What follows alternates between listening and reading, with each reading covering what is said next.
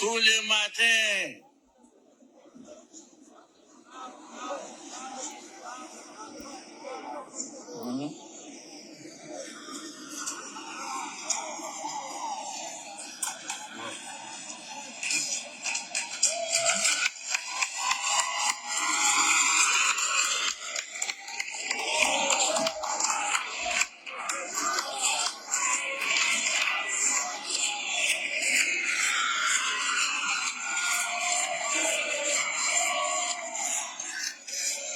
Sabi ko toli. Chers camarades,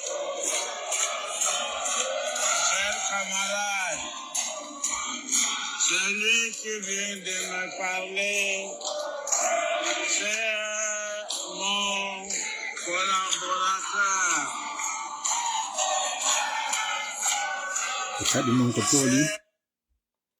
Kala inde mun e yettori mun. Hande do ko asewe sappoy e goo lewru octobre hitande guluje 295 kala ka wontirɗon wonɗo kala mo wonɗon sayi kala mo wonɗon e mum on salmitama Haja Ousmane yara a hiwritama Kumar Bella Abdallah Kindia Gomba wonɓe ben fo ka frap on yettama on jarnama on sannama on salminama koto Ahmad Mukhtar Lopi salminama no wirta non iɗon yiɗa iɗon yiɗana iɗon anda iɗon anditana jarna phrase makko no Jaman Balde salmitama militant très engagé du modèle Sinam Faye. Bravo à toi frère Tola Bari Ousmane Elage bedo be yiltindirinde de Mamadou Wouri Nobe Bari salam à toi l'écoute favorable salam à toi aussi Wouri du côté de New York City Sinam Faye de ko New York wonda reke di golle den ka réseaux sociaux yi no yaade ko wondon e wadde ko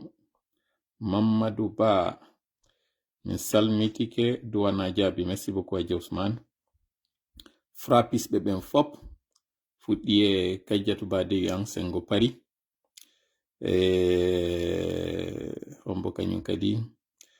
la Colomba ladies first sonna bentaw les Amazones du frappe kala ka wontirɗon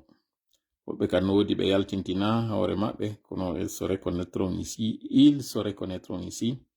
Modi Abdourahmane So mi sikki ko numu jigilaɓe wontiri ou bien 5 terlenton quelque part en tout cas ma Côte d'Ivoire ɓe woni ɓe salmitama bonsoir grand frère bonsoir à vous aussi Mohamed Bari ari mi warima yide sengo Sangaria woni ka maɓɓe kono ko Sénégal woni ari mi warima yide moƴƴano mi andari kon ɗum waɗi siɗa e jamma Allah taw ɗum merci aussi logo frappon Elage Bari Yenge salmitama be Yenge ben fo dongol tuma fo salminama Fugumba Bari Ribéry Bari Yaren Fouta ɓeɗo fo ko logo frappo waɗi wow machallah hara o mo wonɗon nande no yewta ɗo ko sikki ko président assemblée nationale Cameroun jentite non ko woni wolde ɗo gon o yewta ha ɓe jaɓitana mo micro kono wonne fuɗɗorde yewtere nden ɗo hande mɗo marani révélation ko honno CNRD eɓɓiri annonce gol candidature makko on kanko jigawal ngal kanko mo hersata on kanko mo goɗɗal yurmede Allah woni e mum foduɗo hunnali on hoolaɗo jamfi on teddinaɗo jasini hoore muɗum on mo Allah yoolata ko neɓa Numurudu Dumbuya Mamadi Huɗa Halka Dumbuya ko honno ɓe eɓɓi ɓe weddintinay en ɓe waɗa candidature makko on mi yeto on ɗo schéma on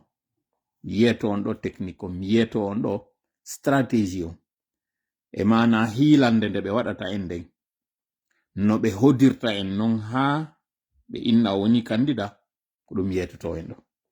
Mi maƴina ɓe noon kaɓe woni ɗon ɓe anda ko ɓe jokki kon fop ino e sokeje meɗen iɗen andi ɗen humpiti. Ɗo noon yen arde ɗon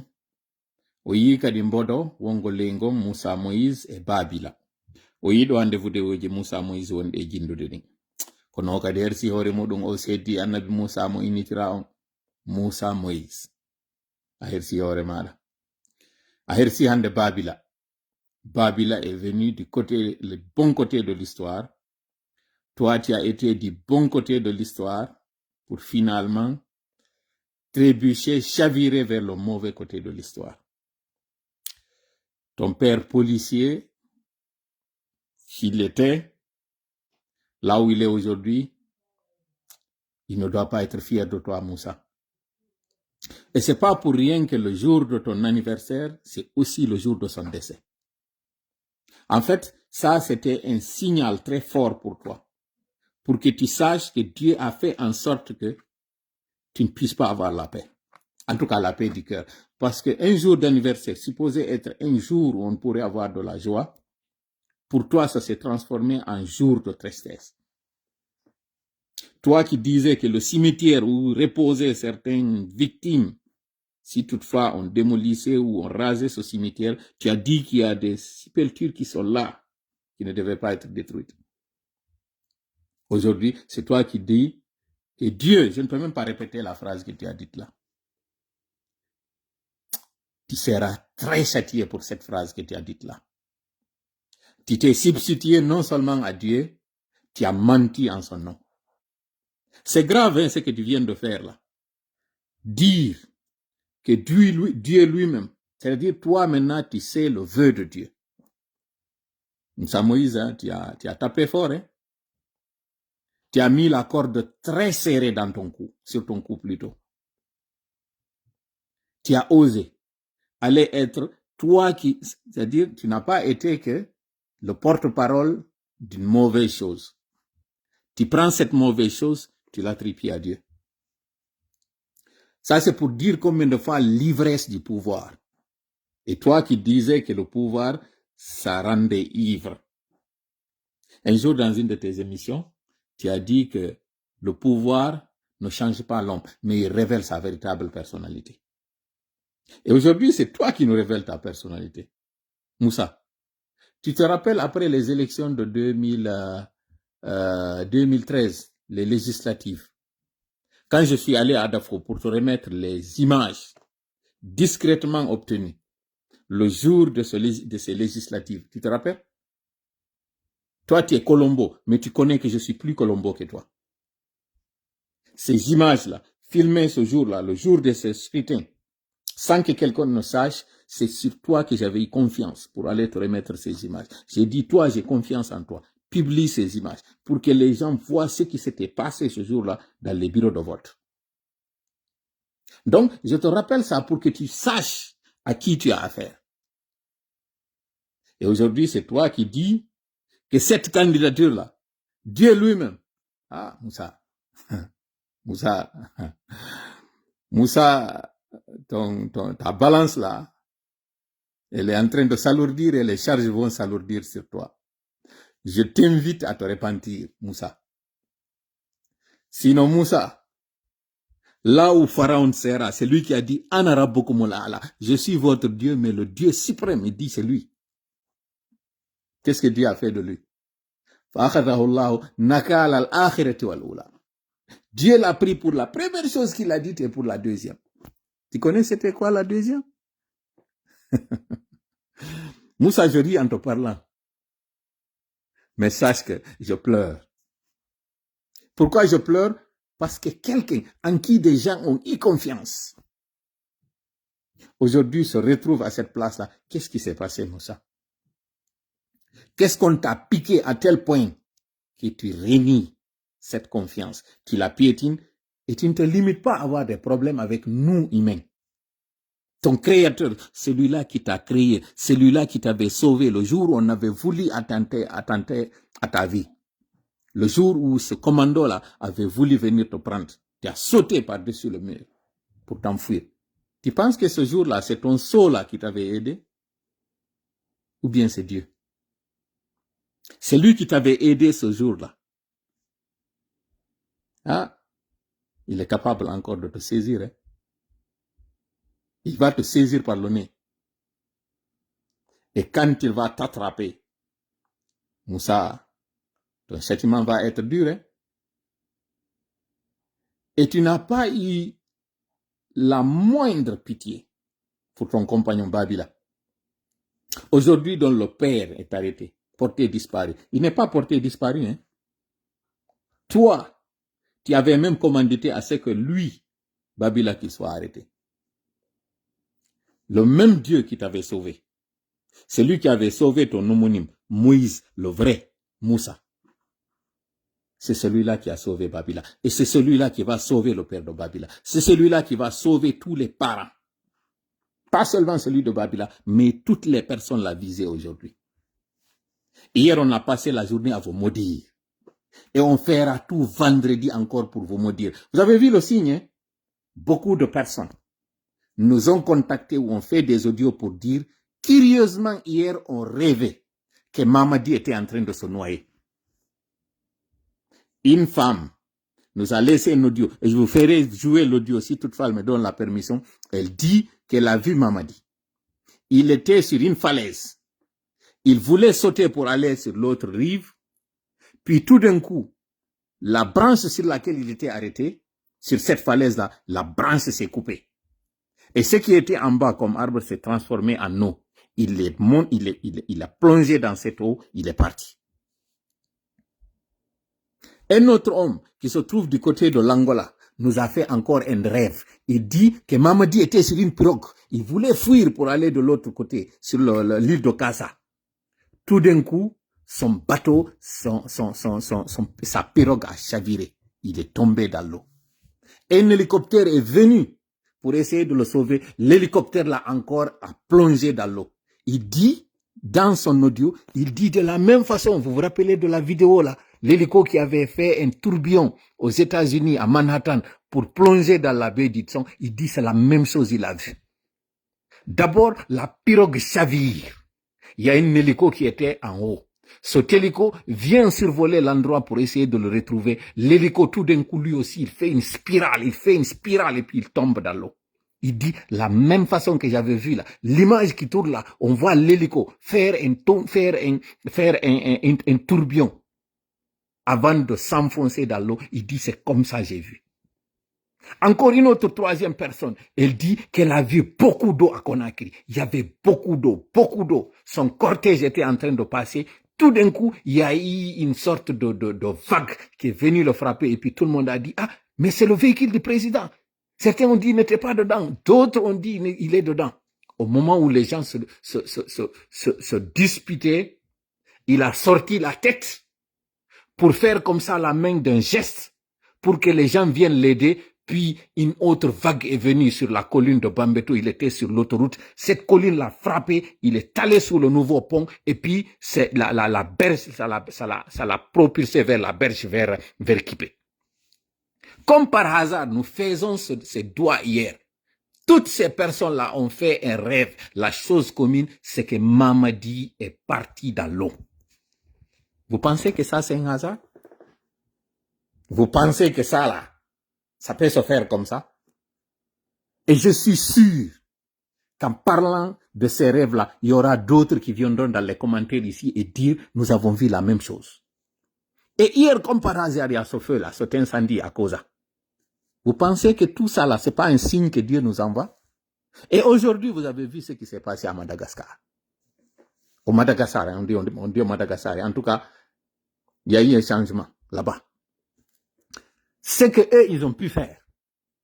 la Guinée peut faire plus. Et c'est là où nous allons commencer notre live. حضرتك أسعد مودون كتولي أعوذ بالله السميع العليم من الشيطان الرجيم بسم الله الرحمن الرحيم رب اشرح لي صدري ويسر لي أمري واحلل عقدة من لساني يفقهوا قولي ربنا علمنا ما ينفعنا وانفعنا بما علمتنا وزدنا علما نافعا واجعلنا للمتقين إماما ويكاد الذين كفروا ليزلقونك بأبصارهم لما سمعوا الذكر ويقولون إنه لمجنون وما هو إلا ذكر للعالمين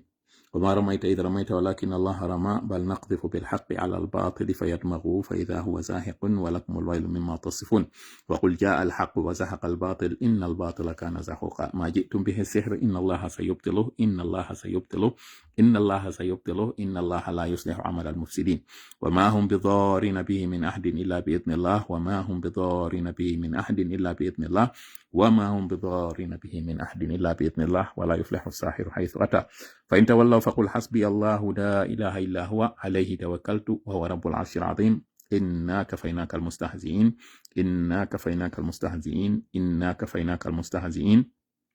والله يعصمك من الناس اللهم صل وسلم وبارك على نبينا محمد وعلى آله وأصحابه ومن تبعهم بإحسان إلى يوم الدين أما بعد hande ɗo ko asewe hawrituɗon 1 lewru sappaɓuru ndun hindu inde octobre e nder nde hitande guluje 2 fewndo ka tawata ɗo 21 on feƴƴiri minitaji 42 sengo konakiri koye nder o sa'i ɗo ma koye o sa'i ɗo wonɗen e tintodude hande kadi ɗo waɗen nde jonde meɗen ɗo nde tawata hande ɗo ko jogiɗen ko toɓɓe 3 toɓɓere meɗen aranerɗen en yiltitoto e ko tawata ara en landino jamma on yoɓe waɗo landoɗen ko honto ɓe fewdiye ɗum kon ɗum kadi ɓe yi'i sabu woodi buy addanɓe en koyɗi muɗum woodi buy yeetiɓe en ko tawata kon hino nanditi ko ɓe hoyɗi kon siwi ɗon yewten non ko honno non CNRD eɓɓiri waɗugol ko ɓe eɓɓi waɗugol ngol kon ɗum ɓe eɓɓi waɗugol ko honno kanko Mamadi o annoncirta candidature makko en tout cas yer ko humpitiɗen kon siwi ɗon yewten non fi ko waɗi kon Madagascar ka tawata fuɗɗori sama kala yehiri doy sukaɓe ɓen innaɓen wo ko génération Gen Z kon ɗum ɓe waɗi Madagascar kono tawiri kanko Ange Rajwell o seki o waɗi mukkal ko tawata kon ko ɗum habbi kañum Macron ko ɗum habbi kañum kadi Mamadi ko ɗum habbi kala ɓe dundarankeɓe wawɓe non ko ɗe ɗo woni toɓɓe 3 ɗi jogiɗen ni e yewta non kañum kadi ka kuntoye toɓɓe ko feƴƴi kon yontere hande New York Alaji Sello waɗi yewtere nde yewtere ɗon ko honɗum non suuteten e mayre e ko Alaji Sello yewti ɗon kon yuɓɓidiren ɗen non e yimɓe wonɓe yaltude waɗa réaction ji wiya alliance waɗi entre RPG et UFDG ene hande ɗo RPG no woodi ene hande ɗo UFDG no woodi ene si tawi ɗiɗo ɗi woodi ma ɗi ala alliance windama hakkunde ɓe ɗiɗo si tawi alliance windama hakkunde ɓe ɗiɗo kon ɗum woni on alliance kon ɗum winda e makko kon ɗum inna on alliance waɗi on alliance mo tawata woɓɓe nisi o waɗi Alaji Sellu yaaɓi fureji yimɓe ɓen Alaji Sellu décourage woɓɓe Alaji Sellu ɓen innaɓe ɗon décourage woɓɓe sabu Alpha ko kañum wonno warde hande ɗo non Alaji Sellu nodda Alpha ko to muɗum Alpha le Alaji Sellu ko ɓe gore komboye maɓɓe hecciyoya si Alaji Sellu wi ino yewtudude on fewndo wiyanno Alaji Sellu ino yewtude nun e Mamadi Doumbouya fewndo wiyanno yimɓe ɓen no faala e Alaji Sellu humpodira e Mamadi Doumbouya par ce que wo jaka le pouvoir so négocie hande ɗo non si innama Alaji Sellu no yewtudude e kañum Alpha Condé on jaɓi Alpha Condé yo Alaji Sellu yewtidu e Mamadi Doumbouya kono ɓeɗo ɓe jaɓali Alaji Sellu yewtidu e kañum Alpha Condé kon ɗum taskotoɗen ɗon woodi kadi goɗɗo winduɗo lettre de démission ene no juhi on kon ɗo windi lettre de démission o wi nder ton o lamitori ko parce que Alaji Sellu waɗi ma ɗum parti on waɗi konko tawata haray kamɓe ɓe yiɗali ma ɓe famali waɗen non ɗon posum yiltotoɗen non e live mo mi waɗuno kami wiwno woɓɓe hakke ma ko tawata fi parti on yalti e maɓɓe hakke ma ko tawata ɓe nunɗanano parti on fiyo ɓe ara ɓe juula lagine ɓe wakkilino wiwgol ko ɓe communicanjo lanɗo idiyo ɓe wew ko ɓe communicanjo parti donc andinen ɗon jama on ko kore bonni kocce ko ɗum wona wiyeede kono hari wonɓe ɓirde ɓen soɗaki nen onon tawɓe ɓen ɗum ɓir reproche ji ɗi hewtude on mi yaltinana on ɗo non nanon andon wondema na gonga ɓe wonɓe yaltude wolde ɗum ko nelaɓe ɓen ko infiltré ɓe nun hari andon ɗo non si tawi ɓe lanni nder ton yetto on ɗo non kañum kadi ko homɓe heddi nder ton domini ɗi wolnoɗen fi muɗum sorobaji ɗi wolnoɗen fi muɗum culaji ɗin ganguji ɗin ɗi fuɗɗike non aw yaltintinde hoore ko ɗum ɗo woni haray ko jogiɗen kon ka miram meɗen hande ko ɗum jogiɗen ka alluwal meɗen ɗo hande ko ɗum ɗo faalaɗe yewtude e muɗum ka tungaru meɗen ɗo e yetti noon Allah fota en jarnimo tawɗon ko kanko woni ko newnani en heɗintingol nde jonde ɗo en tori ko mo yo waɗan en jonde nden jonde barkinade hawrindina en sawabay ko mi yewtata ɗo fiyo mi addu ɗum ɗo no ɓuri en newerde ɗum hewta on ɗo kañum kadi no ɓuri en newerde si mi addi ɗum ɗo mi hawriti mi torike mo kanko kadi Allah tawo on ko kanko woni ko longininmi ɗum ɗon yo mi hewtin on ɗo kala konko feewi konko kanko ara waɗininmi kala konko aali kon ande ko min kono fiyen luttuta o ka moƴƴi ɗon kon si mi hawriti yetten mo kanko toroɗen mo kami hawriti ɗon onon kadi on hawritu ka jentitagol nanon faamo hutoren sabu iɓi ɗo naɓi yeeso tan on ɗuɗira en goy ɗuuɗa hande ɗo kolo 11 senerde ko eɓɓi waɗugol ngol koye nder ɗe jonte wonɗe hikkude ɗo gere non ta accu ha o memmino si memminoɗa ado an memmingol mo jonnon o live ɗo ande hinaka ittoɗo wulami ari yewtugol on ɗo ko ɗum waɗi simi yewtay hande ɗo kadi welata on mi yewtay ɗo ɗi hanuɗon nandi ɗin na ɗi faala ɗon nandi ɗin no woniri ɗon yettude Allah ha hande ɗo ha ka wewtuɗen ɗo ndu lewru ɗo woni duuɓi 5 gibito Allah fuɗɗi yewde ka réseaux sociaux ji nyande alajji en sakkano tokuno koye nder ndu lewru ɗo on nani non goɗɗo mo ɓe sakkidano nden nyande ɗo ko yalti wowli hoore maɓɓe ɓen ɗon fof ko fi honɗum ko hande ɗo ɓe yalti ɗum ɗon onon on wattanaji lay mum haray mi toriki on hande yon jentorolan ɓernde e hakkil fiyo nanu faamo ɓernde fiyo ɓerɗe muɗon ɗen immo sabu si on immaki ko fokkiti arde konno tiiɗi koy yo Allah dandu ɗum non hara hiɗen fuɗɗade yewtere meɗen nden ɗo en toriki Allah yo woɗɗin seytane ka jonde meɗen ɗo no woɗɗidir hakkunde funnange e hirnage yo woɗɗinmo e meɗen hara mimidirta no tawiri non nowru ñamur ndun e nowru nanur ndun mimidirta amin ya rabbal alamin haray no wirɗen noon live meɗen on ɗo hiɗen fuɗɗorade mo landagol on onon tawɓe ɓen on torano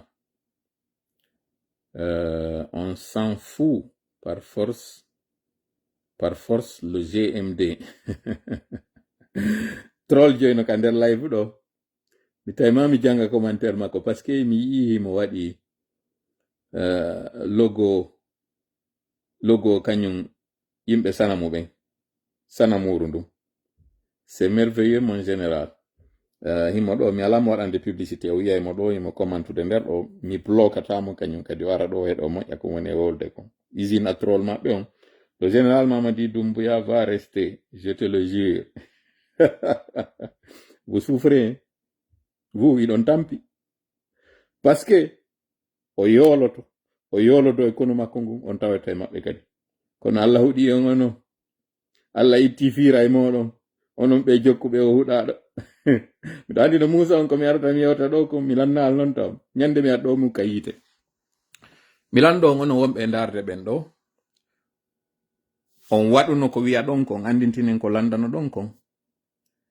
ko alkamsare nden horugol ɗum ko hecciyanki alkamsa no wetude juma ka binde subaka on waɗugol astahfirullah laabi 70 si wetoyi nyallal juma ngal fuu tuma heɓuɗon feere wo huɗon senirde fuɗɗoroɗon mo kanko Mamadi Ammara Bawuri Usu Jiga e kala ɓen ha kala ɓe anduɗon ɓen communicanɓe ɓe fop huɗon ɓe o wawno wadde min mi wawno wadde yettude Allah anditen noon ko accès en onni jonnon ɗo yen feƴƴude ɗon ɗo yon jabade no wodi woɓɓe waɗan ɓe ɗiɗi se ɗum ƴettay en waɗino nde ñande live e alkamsare nden fi andingol jama on andintingol ɓe ko ɓe hani waɗugol ngol mi yeto on noon wondema koko innete du'a e koko yiyete fi Allah no landi gomɗinal ko innete kon la foi la croyance si piwum hiɗa wadde kunɗa hutiti hiɗa yawiti si kun latoto kun latantako ma siɗa wadde kun nun hiɗa felliti kun waɗay Allah wi en himo wa'ani en no woniranɗe Allah inni mo wonani jiyaɗo makko on no jiyaɗo makko on wonirani mo non c'est-à-dire sa holliki Allah no wodi fima an sanga kala wonante sida waɗani ɗiɗi simo wodi andu kadi kala ko toriɗa mo waɗan e ɗiɗi mo wawa wadde mo wawa wonde waɗanali no wawi wonde waɗanali si a waɗi kan o waɗata ɓay a hoolaki mo waɗata yahen non joni ka côté scientifique ka sengo gandal eneyi ɗon andi no wodi ñamoɓe condi fimoɓe gez ƴettoɓe kala konko cakinta si ɓe yehi ha ɓe woni addict ko ɓe innata kon addiction ɓe naɓay ɓe ka innete centre de désintoxication ka ɓe naɓete fi yo ɓe ñawde iwa ko tawata kon ɓe duudete ƴetten ɗo misal welngal fingal goɗɗo wufo tankoro ma goɗɗo tawowo ƴakkay goro si woni o heɓali o duudete ma yarowo ataya si woni o heɓali o duudete si yehi non hande kadi hata on tigi wata wonde ɓawo mum no wodi ka ɓe naɓete ɓe ñawdoye si ɓe naɓama non ñawdegol ton ko yo ɓe jonne ko tawata ino waywa muɗum kono na kañum fi si ɓe duudama ɗum ɗon itta ɗum ɗon non tika ɓe jonnete ɗon koko cakinta goo kono wa'awa ɗum ɗa si ɗuuɗi tun waɗay ko ɗum ɗa waɗayno ko ɓe yetoton non waɗoɓe ɓen ka laptaniji ɓen kipoɓe ɓe ɓen aynoɓe ɓe dankoɓe ɓe yetotoɓe si ɓe ari ɓe inni hoore nden no muusuɗe ɓe wona piide misal wufo tankoro so wufali o fiiday hoore nden muusa gite muusa reedu muusa hara mo tutta himo giile ɗum ɗon fo heɓaymo ko tuma o heɓi tankoro on wo o wuufi iwa joni noon si on tigi innama ɗo yo wuufu yo ɗaɓɓu goɗɗum ngo yo ɗaɓɓu wano gosorkum waɗa ka hunduko mum kono kun gosorkum ɗon hara konoy kum mari ko wayi waɗa si ɗuuɗi haray nafaali haray wayiwa si on ti ndikka luttiɗa ɓe yetoto non ñawdoɓe ɓen ɓe inna si ɓe ari ɓe inni on hoore no muusude jonneɓe goɗɗum fiyo iwu jonneɓe go'o jonnon ɓe ɗiɗi jonnon ɓe tati kono si ɓe artiti fayin ɓe inni ɓe muusede fi wata dose on ɗuuɗu ha tawata hande kadi ko sifa ko ɓe heɓaynoɗa kon ɓe heɓata ɓe inni jonneɓe comprimé je tawde na ɗum woni nder ton e piide misal ɓe ɗaɓɓay ko wayi o bombo woyni koko ɓe jonneteɗa haray no way kadi o bombon koko tawata lekkiki no nder ton kono ɓe jonnoyaɓe ɗen bombon je tawa na lekkiki won nder ton ɓenne ɓe muru ɓay tun ka hakkille maɓɓe ko ɓe jonna kon ko kil lekki no ɓe muriri iway ko woni ɓe musude kon comme par hasard iway hara leyna kon ko ɓe faala ka ɓandu ɓe jonna ɗon ko tuma non ɓe inni ɓutti ɓe ya anda non si ko gonga isko fenande kon ko ɓe wiɗon hari ɓe musede parce que ko gotel e piiji ɗiɗi ɓe ari ɓe wi ɓe musede kono na gonga ɓe jonnama non tun ɓe sikki ɓe hendike ɓe wi hande kadi ɓutti parce que ala no ɓe musude hari ɓe musede kono ɓaynayo ɓe jonne ha ɗum ɗo wona hande kadi ko battini maɓɓe sifa ko on drogue mo ɓe ƴettayno ɗon ɓe jonne tum ɓay tun ka hakkide zuwata wona hande kadi ɓe holike e wi ko non wayi kañum kadi fi du'agol si a hoolike ko gonga ko du'iɗa kon battinay médecin ɓe ɓen ko ɗum ɓe innata ko effet ko placebo mi sikke ko non ɓe innata on effet ɗon tuma ƴettuɗa lekki kin hooliɗa ki dikkina hay sina kañum lekki kin no kono ka hoorema waɗa on effet ɗon e on waɗo won non ka hoore mum kañum kadi hay si ƴetti fus nafata ko non wayi joni noon kon waɗi si fuɗɗorɗen nder yewtere wonande ɓen ɓe tawata ɓe nanali français on gibi hankin ha heɓi hande ɗo en heɓi yimɓe bus addanɓe en audioji ka ɓe wi ka ɓe hoyɗi kon woɓɓe tawa ko e alkamsa on no wedde juma ɓe waali ɓe hoyɗi woɓɓe inni ko min ɓe hoyɗi kono min ko ɓe hoyɗi lan ko mi ala yewtude min kadi noon mi yetata on ko mi hoyɗi ko tawata ɗum ɗon ko min hoyɗi ado dayere e wadde ɗum ɗon goɗɗum e mum ko tawata dayere waɗino heɓino jonte ma heɓino lebbi gibi mi hoyɗi ɗum ɗon kono onon ko artiran ɗon en ɗo kon on hoyɗi welilam moƴƴa fi hon ɗum ɓe woɓɓe goo ko wonɓe intérieur woɓɓe ko wonɓe extérieur e nder extérieur on kañum kadi ko e leyɗe buyɓen tigi woni kono ɓeeɗo fof ɓe hoyɗi mamadi ɓe innili hari woɓɓe ɓen inna hari gibi ol adi ka laamu hari ɓe hoyɗali mo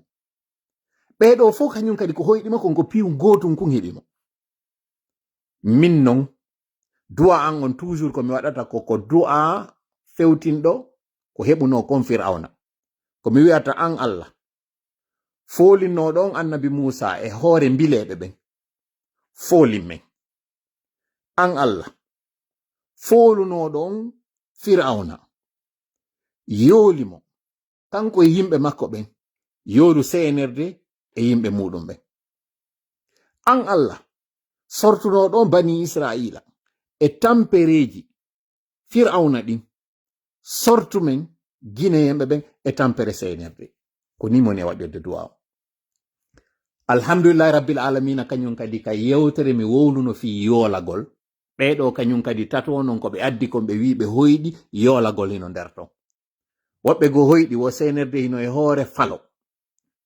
himo faala wo lumpitude e ngon falo himo dari e calum kun o dari muɗum kun heli leɗɗe ɗe ɓe renuno leyɗen wo tawi hino wawi o fello ngon damdi Mali wiyeton koyɗo ngol no ngo woniri non wo hino wawi wa damdi Mali hiɓe reni gaɗa on himo dari gani hiɗen andi noon mono dali damdi Mali ayiyay leɗɗe ley haɗaɗa dari e seere wo ari o dari ɗon e calum juuti tukun tawi damdi Mali on woɗɗa ko yo diwtun o hewtoya ton salnundu o dari e muɗum nundu heli ɓayndu heli leɗɗe wonnoɗe leyɗen pitaje wonnoɗe leyɗen wonti ndiyam o yanika nder ndiyam ton o yooli ɓeɗo hoyɗi ɗum. Woɓɓe go kadi wonɓe Angola ɓeɗari ko sonnaɓe woɓɓe go kañum kadi Angola ɓe hoyɗi ɓe inni ɓe yimo kanko Mamadi himo uno e nder ndiyam ɓayo uni kaka nder ndiyam hélicoptère mi sikkide ko ɓen ɗon ɓe inni de woɓe hoyɗimo himo fi lumbugol kaasa himo e lansum o fuɗɗi yawde lumbitugol wo yaha kaasa parce que woɓe inni wo ataka ka palle o inni yo lumbitu non o yaha kaasa laakun kun o woni e muɗum kun wayliti o ukki ka nder ndiyam ɓay o ukki ka nder ndiyam hélicoptère wal wahid no surveille ɓay ngal yiya unike ngal aywo ngal wongi hoore ɗon fi no ɓe ndara no ɓe ƴawnira mo kangal kañum kadi ko waywa hendu wo wippingal ngal fuɗɗi yilonirgol ngal yilodir ha ngal uni ɓeɗo noon ɓe inni wo ko ɓe yika koyɗol ngol ko kun hélicoptère ɗon andite sayɗo famille espagnol ɓe arnono wadde tourisme Manhattan hélicoptère maɓɓe kun waɗi accident kun yiidi ha kun uni ka leydi wo kono ɓe yirno non ka ɗuma ɗon ko non kañum kadi ɓe yiri wo hélicoptère ngal yilodir ha ngal uni ka nder ndiyam non seulement o yani kanko Mamadi ka nder ndiyam o loƴƴike arnoɓe wallugol maɓɓen kañum kadi ɓe ari ɓe loƴƴi ça c'était très bien. Woɓɓe go kañum kadi ɓe inni wo ɓe yimo cortège on hino feƴƴude ka autoroute ka Prince wa ko waywa walari ari waɗi tappi cortège makko on pum woɓɓe inni ko otowal makko ni mo ka nder cortège ɗo woɓɓe inni o ala nder ton ka woni wowlde ɗum ɗon wo o yaltintini hoore nde yimɓe ɓe yimo o yaltini jungo ngon fi yo ɓe wallumo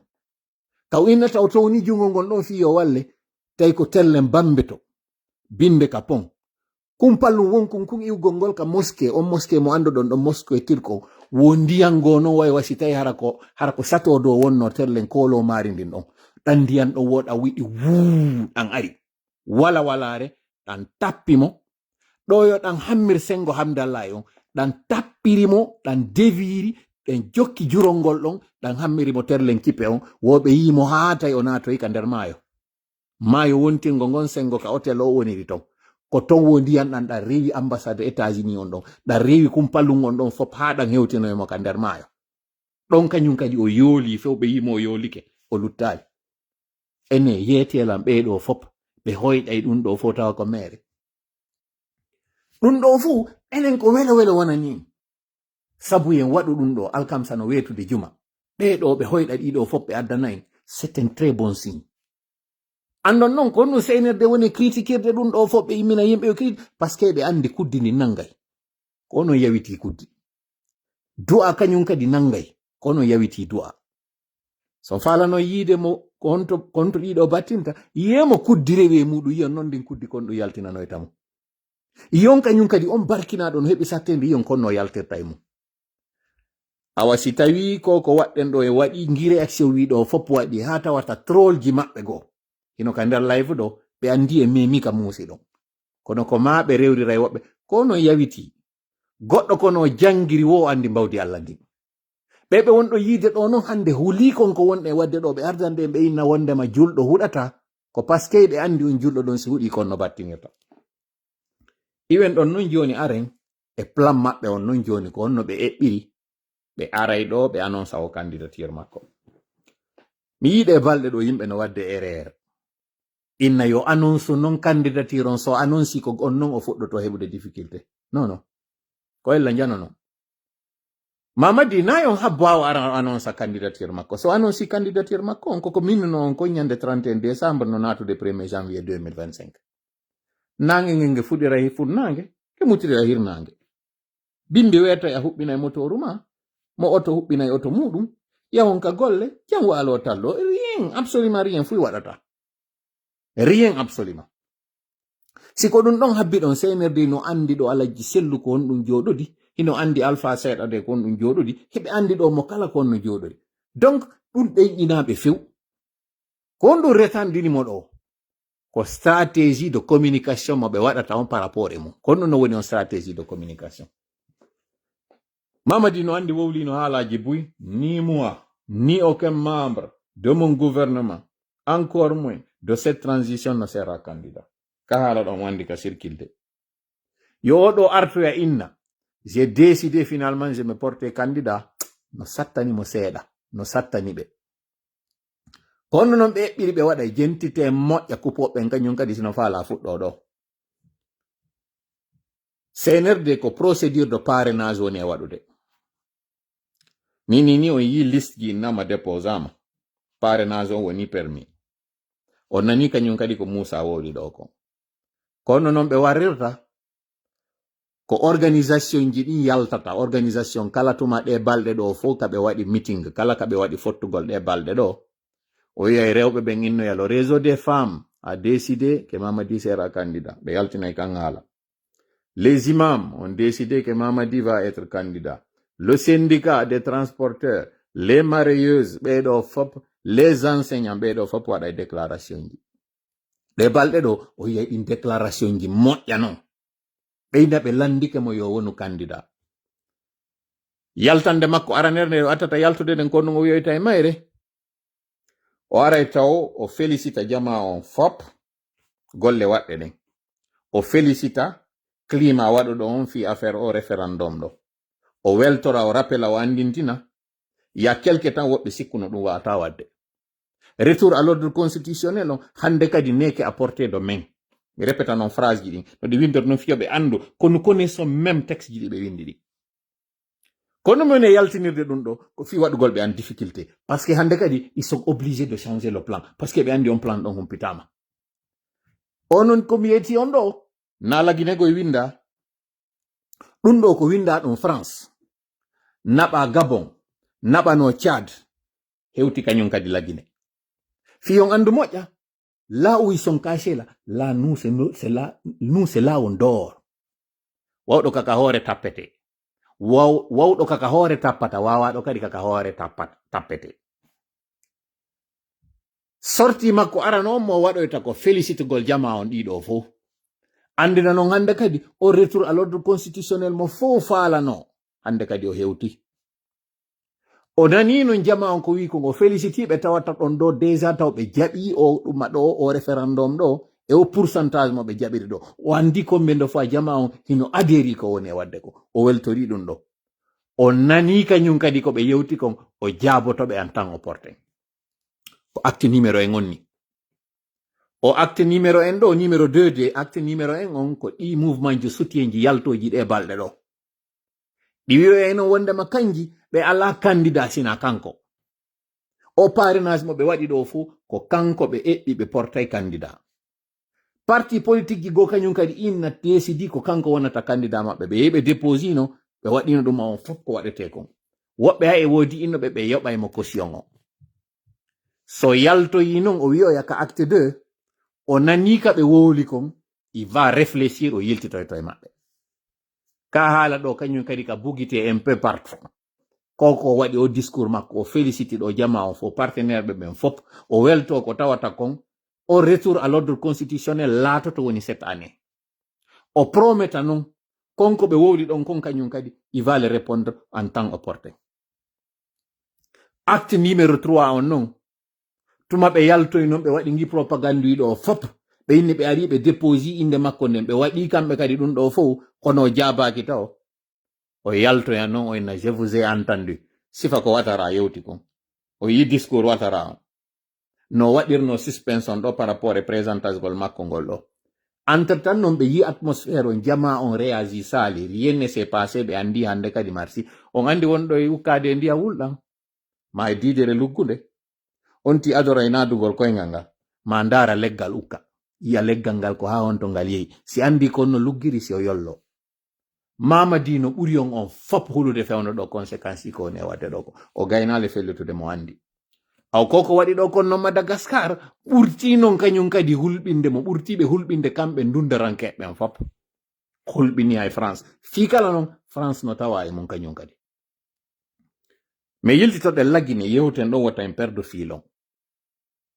so yi non ɗe balɗe ɗo fof ɓe yalti wowliɗi haalaji ɗo fof jam walike tallike hunde mobilisation fus waɗali ko wonɓe wiide yalte so waɗoy me yiwe kanko mo andi ara hande kadi ko faala ko laatike le temps court e mo andi kañum kadi plus le temps court plus kamɓe ɓe wadde golle so yaltoyi non o wi'i sabu ko tawata komɓe forsimo sabu ko tawata komɓe jonnimo confiance o inna o confiance ɗo il faut que o mérita confiance on ko ndeññande non o wiyoytade je suis candidat o inna j'accepte d'être votre candidat ko ɗum o woloyta ça c'est l'acte 3 acte 4 on o yaltata fes o waɗa campagne o yaltata o waɗa ko jamma on yaltata waɗanamo campagne makko on si protestation ji waɗi ka acte 5 o accoya non ɓe innoɓe ɓen hande kadi no yaltude kala ka o andi yaltoɓe no wodi o ara o nanga ɓe wala no eɓɓiri non kono mi waɗi simi yalti mi weƴƴitani on ɗum ɗo ko fi on andu pandanke meeting ji no waɗede États-Unis pandanke haalaji no wolede ka nder plateforme ji ko ɗum ɗo CNRD faala ɗe balɗe ɗo d'ailleurs ɓe jonna en ka hilnoɗen ɓe yaltinana yimɓe ka ɓorti ɓe yaltinana en scandale ji yewten fiɗin yalten essentiel on essentiel on nyallal feƴƴungal wo CNRD kañum no waddi cuɓal c'est ça qui est vrai ko lutti kon ce n'est rien mi weltori non discours Alaji Sello on c'est bien Alaji Sello yalti wi désormais il faut faire partie Mamadi Doumbouya par tous les moyens y compris par la force c'est bien Alaji Sello c'est bien konko yaltuɗo yewtuɗo non c'est bien mi weltori mais miɗo mari landal miɗo maapi seeɗa miɗo aani fiyon ɗon Alaji Sello acci ha tawata ko mois d'octobre 2025 alors que koko ɓe woni e wadde ɗo il devait faire ça dibirone fiyon ɗon Alaji Sello acci ha hande ka hewti ɗo tawa ko hande ɗo Alaji Sello woni e wirde qu'ils vont faire partie de Mamadi Doumbouya par tous les moyens konto ɗi moyen ji woni ɗin miɗo landi ɗin konto ɗi moyen ji c'est bien beau c'est bien pour enfin Alaji Sello totti ka himpare c'est bien woɓɓe inna e neɓɓuni no ɓuri tultude mais hande ɗo mois d'octobre à quelques semaines 28 novembre on kako 28 décembre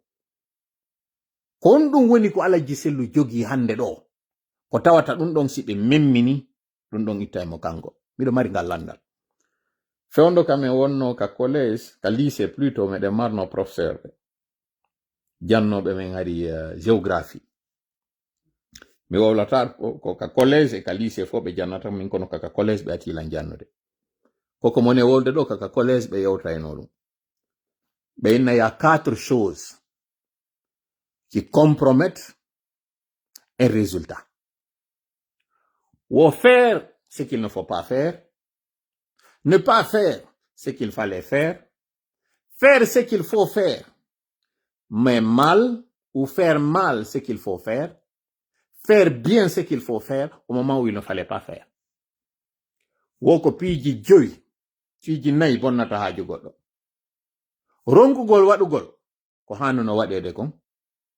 waɗugol ko hanano waɗgol kon waɗugol ko hani waɗgol kon kono no hanira non c'est à dire on tigi waɗa hara moƴƴinali waɗugol ngol kono hara moƴƴinali ko waɗi kon moƴƴingol ngol ko waɗi kon kono e saayi mo tawata na fewno ɗo wonno wadde yalli ko ado ma ko ɓaawo miɗo huli ɗo wata taw hara UFDG Alaji Sello hiɓe o moyen tati e ɗiɗo faire ce qu'il ne faut pas faire ko habbagol no jonna CNRD faire ne pas faire mi fuɗɗo wo ko bonnata ko waɗugol ngol ko hana waɗugol waɗugol ngol ko hanano waɗugol ko jonnugol no CNRD o tan ɗo fo ha hewta hande ɗo sina non ino déclarude o hostilité ɗo ɗum ɗo hanano kono kamɓe ɓe waɗi ne pas faire ce qu'il fallait faire ko tawgol ngol nun ƴettayno peeɗen fo hawtindira e majje ko ɓe yewti ɗo ko hara innari ko piyum goton ton faire ce qu'il faut faire mais le faire mal c'est-à-dire waɗugol ngol ko hani konko no waɗirano haniri non ko yawgol ngol wona États-Unis ɗo à des milliers de kilomètres kanko Mamadi Ka woni ton waɗa discours inna qu'on va le faire partir par tous les moyens ɗimmoyinji miɗo humpari ɗiɗo tati mi watta non e majji hon ɗum tawgol ngol waɗay non kañum kadi ko hani kon kono harana e saayi hano ɗon miɗo andi no welata woɓɓe koko mon e yewde ɗo kon kono non minniri on non mi wowlata ko falɗon nande kon kono mi yewtay on ko hanɗon nande kon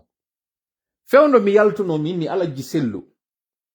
e kañum koto mon Alpha no hani jonindirde juuɗe on tuma mi yaltano ka ɗo mi waɗa ɗo luyru mi wengano ka on tuma ala ko wolano ka ɗo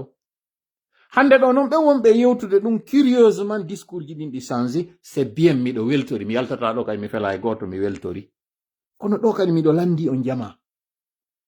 fi hon ɗum ko ma leydi ndin e kammum duɗɗidira taw si wawen andude ko hanɗe wadde kon fi hon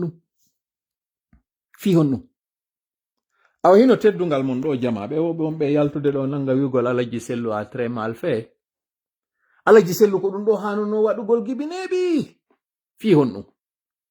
mi yettike a règle numéro 1 ou 2 e ngo cippiro meɗen ɗo ɓawten fawade Allah ko andugol ngol dundarankeɓen fowsi koɓe heɓu doole hoore yimɓe ɓen koyeɓe senditoɓe ɓe waɗa ɓe peccoy ɓe dara ko ɗum ɓe waddidirta ɓe si ɓe waddidiriɓe hakkundeji maɓɓe ara e moƴƴa ɓatodirgol Alaji Sellu e kañum Alpha Condé na yimɓe ɓe daroton na kamɓe ɗiɗo na Alaji Sellu daroton na Alpha Condé na kadi partiji maɓɓe ɗin koyo daru yimɓe yutirɓe ɓawo maɓɓe ɓen hande Alaji Sellu ɗo duwaka darude kañum hoore mum inna simi waɗi ɗum ɗo ko ɗum ɗo tunintanmi simi waɗi ɗum ɗo ko ɗum ɗo mi heɓata min Sellu na ɗum Alaji Sellu hani darugol Alaji Sellu hande si acciray goɗɗum naɓay ɗum ɗon tuninayɓe dolokke si ɓe ƴettay goɗɗum kañum kadi naɓay ɗum waɗanayɓe labbunde na ɗum koye ɓe daru konko ɓe ƴetti ɗon tuninayɓe dolokke kono iwtirɓe ɓawo maɓɓe ɓen kamɓe dolokkeji maɓɓe ɗin tunay si ɓe ƴetti goɗɗum ɗum ɗo hande urinayɓe kono est ce que ɗum ɗo luɓɓinta iwtirɓe ɓawo maɓɓe ɓen ko ɗum ɗo woni landal ngal Alaji Sellu hanuno landugo leader jo kala kañum kadi ko ɗum ɗo landoto hoore muɗum ko ɓe huli ɗon ɓe daɗata kono hatta ɓe daɗa ko ɓay ko ayɓe maɓɓe ino inna non gaño ma haysi a amanimo e feto o innayi a wiccimo loope nda ñande mi fuɗɗike yewtere nden kono mi landitaki nde Alaji Sellu gibbi fuɗɗi wadde politique mi yewtira ɗum ɗo non fiɓa yara innama o waɗi ko toola wiwno kon na ɗum yoni yewtirde ɗo oɗon tigi non ɓendini hakkil moƴƴa ndaron fiyo yiyan hoore mon ko mone wolde ɗo kon ɓeɓe Madagascar ɗo na quartier goto yaltigoy Madagascar ɗo hina saare wotere yalti so yi Ange Rajwel inni retiri ko wiwno kon o révoki ministre ɗumajo gouvernement makko o nomi premier ministre jo tawɗo ko soorijo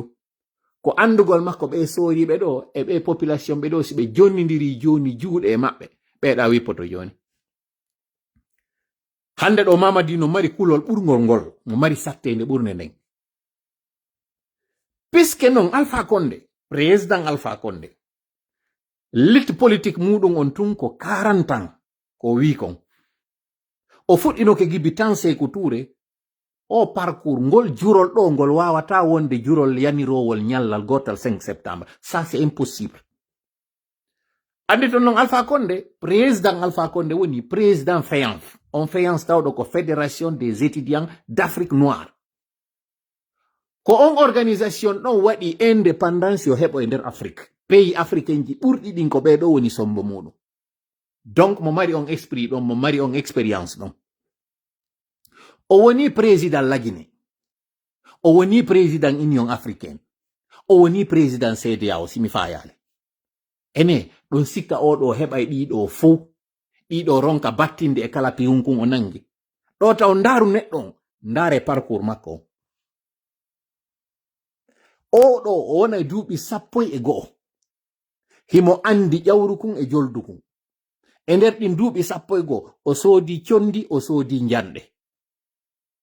Himo mari kanyum kadi condi mo mari janɗe. Goɗɗi e muɗum ko tawata o marino ɗum gibi tawno hari o hewtali taw ka laamu. Mo mari o experience ɗo, mo mari o mentalité ɗo. Nafi hande o nawi. Ene onon hiɗon sikka goɗɗo wawa e fokkintinde hande ɗo ko woni doole acca o ɓaawo. Yetela. Hiɗon sikka o e hoore ko jogi o experience makko ɗo fuu, ɗiɗi mi linti ɗo fuu, fuɗɗinoke dartade Sékou Touré, dartike Lansana Conté, e hoore ko dalti ɗeɗo kon fof o tuumirama ko waɗuno kon on tuma. Ene hiɗon sikka oɗo ko ma o tindine ko waɗata. Oɗo o wonay ɗi duuɓi 11 ɗo fof hara ala mbuuɗi. Ene o wonay ɗi duuɓi ɗo fof kanko hara gibi o fuɗɗi o lit makko ko paykun ko ɗum ɗo tun o andi. Wala ɓiɗɗo mo mapuri, wala ɓeygu mo mapuri. Ene hiɗon tañƴini oɗo ɗi relation makko fo à l'extérieur. Si heɓete ɗo hande nokkure nde tawata koye mayre wonete ko waɗi wo fokkintinire ɗon. Hiɗon tañƴini oɗo goɗɗo wawa wattirde o ɓaawo. Ɗo mi yewtira on tu woni taw hakkil. Fi yon yiw andon oɗo mi yiɗi mi añi. Onon yiɗuɗon añuɗon oɗo wataka wattirade ɓaawo. So nani esa e Amadou Tamaro Camara wonɗon kakaso inni le RPG est tellement gros qu'on ne peut pas le mettre de côté. Ko yimɓe ɓen on no yewde fimu kono ko mawɗo on o faandi. Mi haɗa waɗon mi arta non joni Alaji Sellu. Alaji Sellu ɗo no mari popularité few. Alaji Sellu hay sa addi ɓe berɗe mayɓe ɓe immo to yalta immo. Ɓe kellana ɓe waɗana ɓe bende fuul. Ko ɗum ɗo kadi Alaji Sellu yiɗi. Ɗum ɗo kadi ɓe wawi ɗum ɗo moƴƴa. Hiɓe mari ɓernde, ɓe mari expérience. Le seul ministre golluɗo jonna projet, tawɗon projet on ko financement occidental. Projet on exécuta haalande mbuuɗi ɗin heddi, na de wiyeɗi lanni yo avena waɗe. Mbuuɗi yo extra kal lande, yo mbuuɗi go lande. Mbuuɗi heddi, ɗin mbuuɗi ɓe huniɗi ɓe addi ɓe jonni ɓen tawno ɓe jonniɓe. Donc si ko sango ka intégrité wiyogol ka nunɗal ɓeɗo no andira ɗum. Eneyi ɗon sikka ɓeɗo pendant 11 ans ko ɓe waɗi konka gouvernement. Et pendant 11 ans ka ɓe waɗi konka opposition. 22 ans goɗɗo no e politique.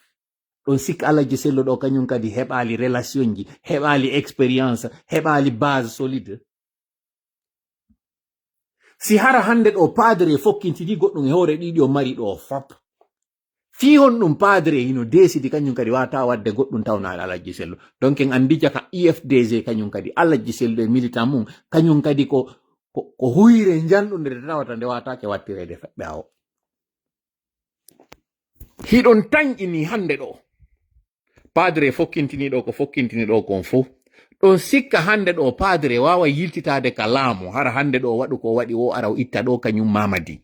Ɗon sikka o wawa joɗade ngu laamu ɗo ɓawte o dartede ɗi duuɓi ɗo fop o yi o wawata naɓude ndi leydi ɓeɗo tawaka. Ɗon sikka oɗo hande wawa e artude o jooɗo hara en tawaka.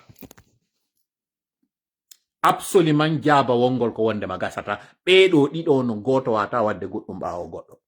Ko ɗo non fotini murandum parce que Allah kafiɓe hande kadi ɓeɗo ɗiɗo ɓe tawno hankin hari ɓe fondi goto e maɓɓe accanta oya. Allah ka ñeñƴal makko, ka mbawdi makko, ka honto ka yurmede makko. Ɓeɗo hankin ko ɓe wonno poɗodirde, ɓe poɗodiri ɗon goɗɗo ari tawi ɓe ɗon sorti goɗɗum juuɗe maɓɓe kañum dogidi e mo yehi joɗo yiɗa. O fondi non si o jaɓuno tun o yeyiɗa o inna o are sende ngara no gasa. En famotirayno e makko.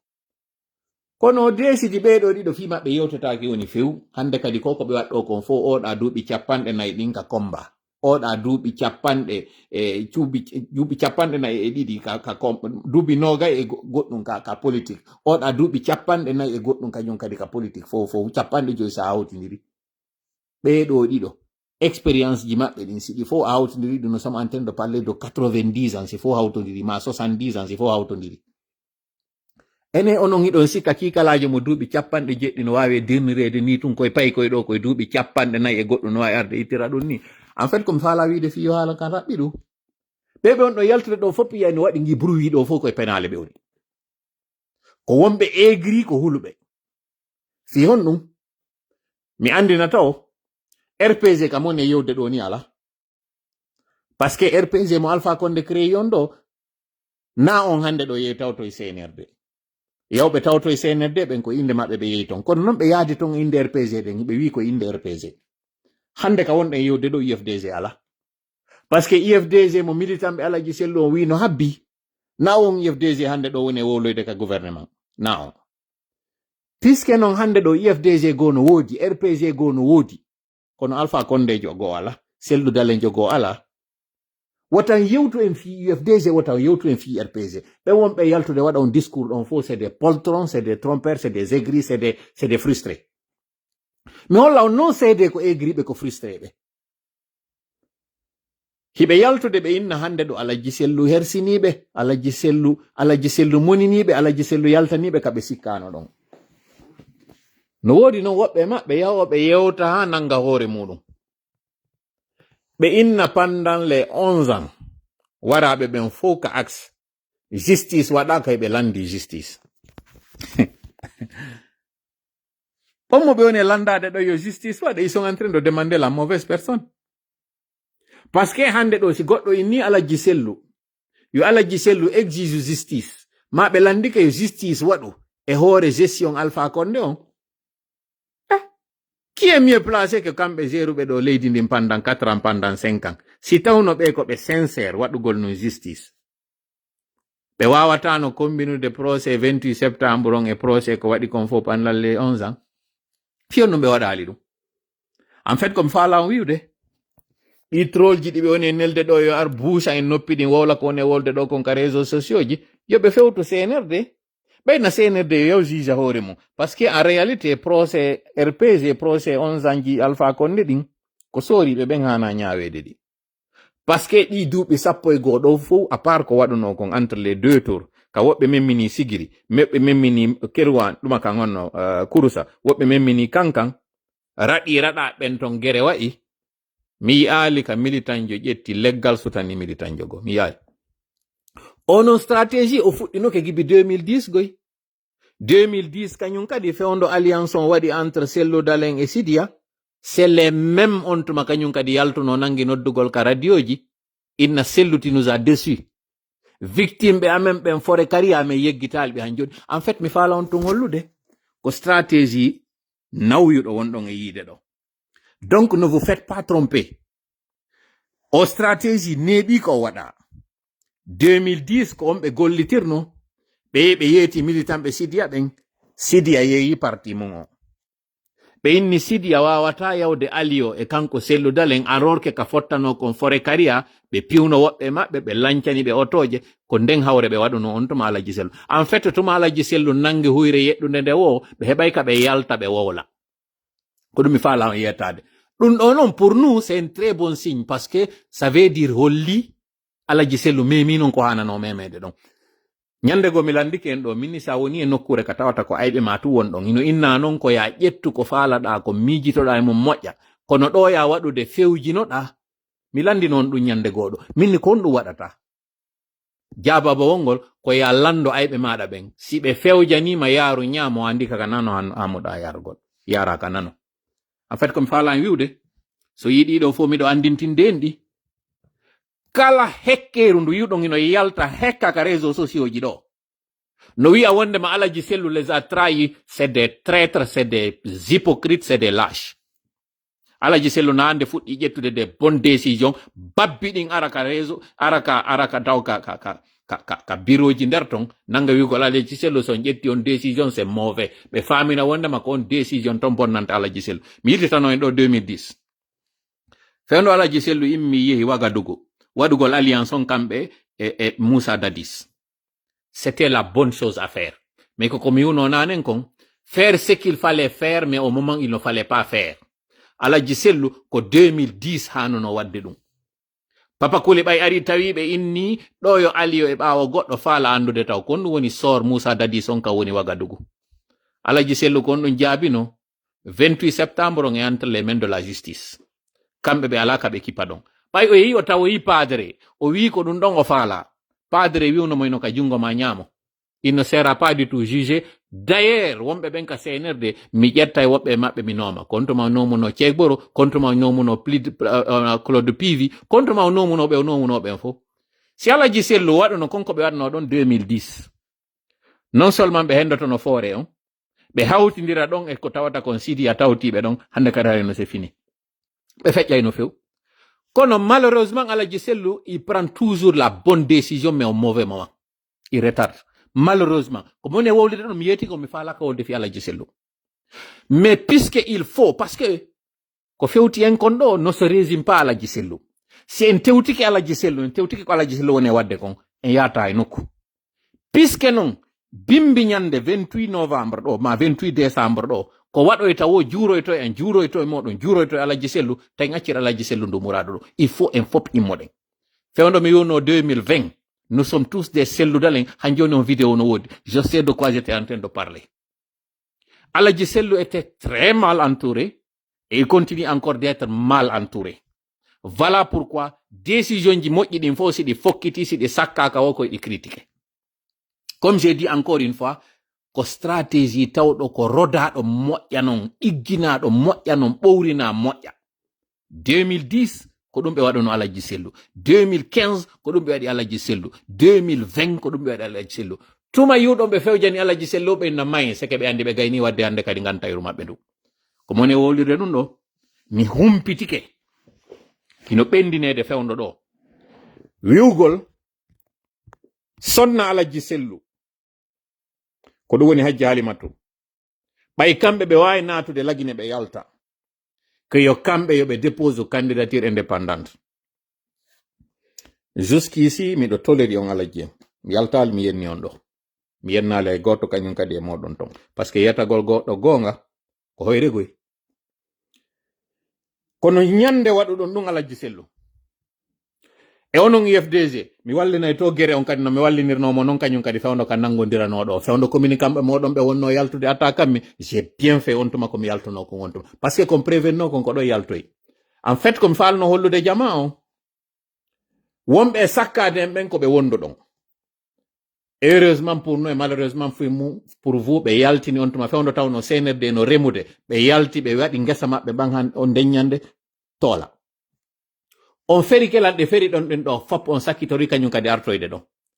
Pourquoi onon ko neɗɗo on wonɗon attaquude na ideji neɗɗo on pourquoi awɗo kañum kadi noon no mi wallinirno on tuma cippiro ngo wonnoɓe arde ɓe wiya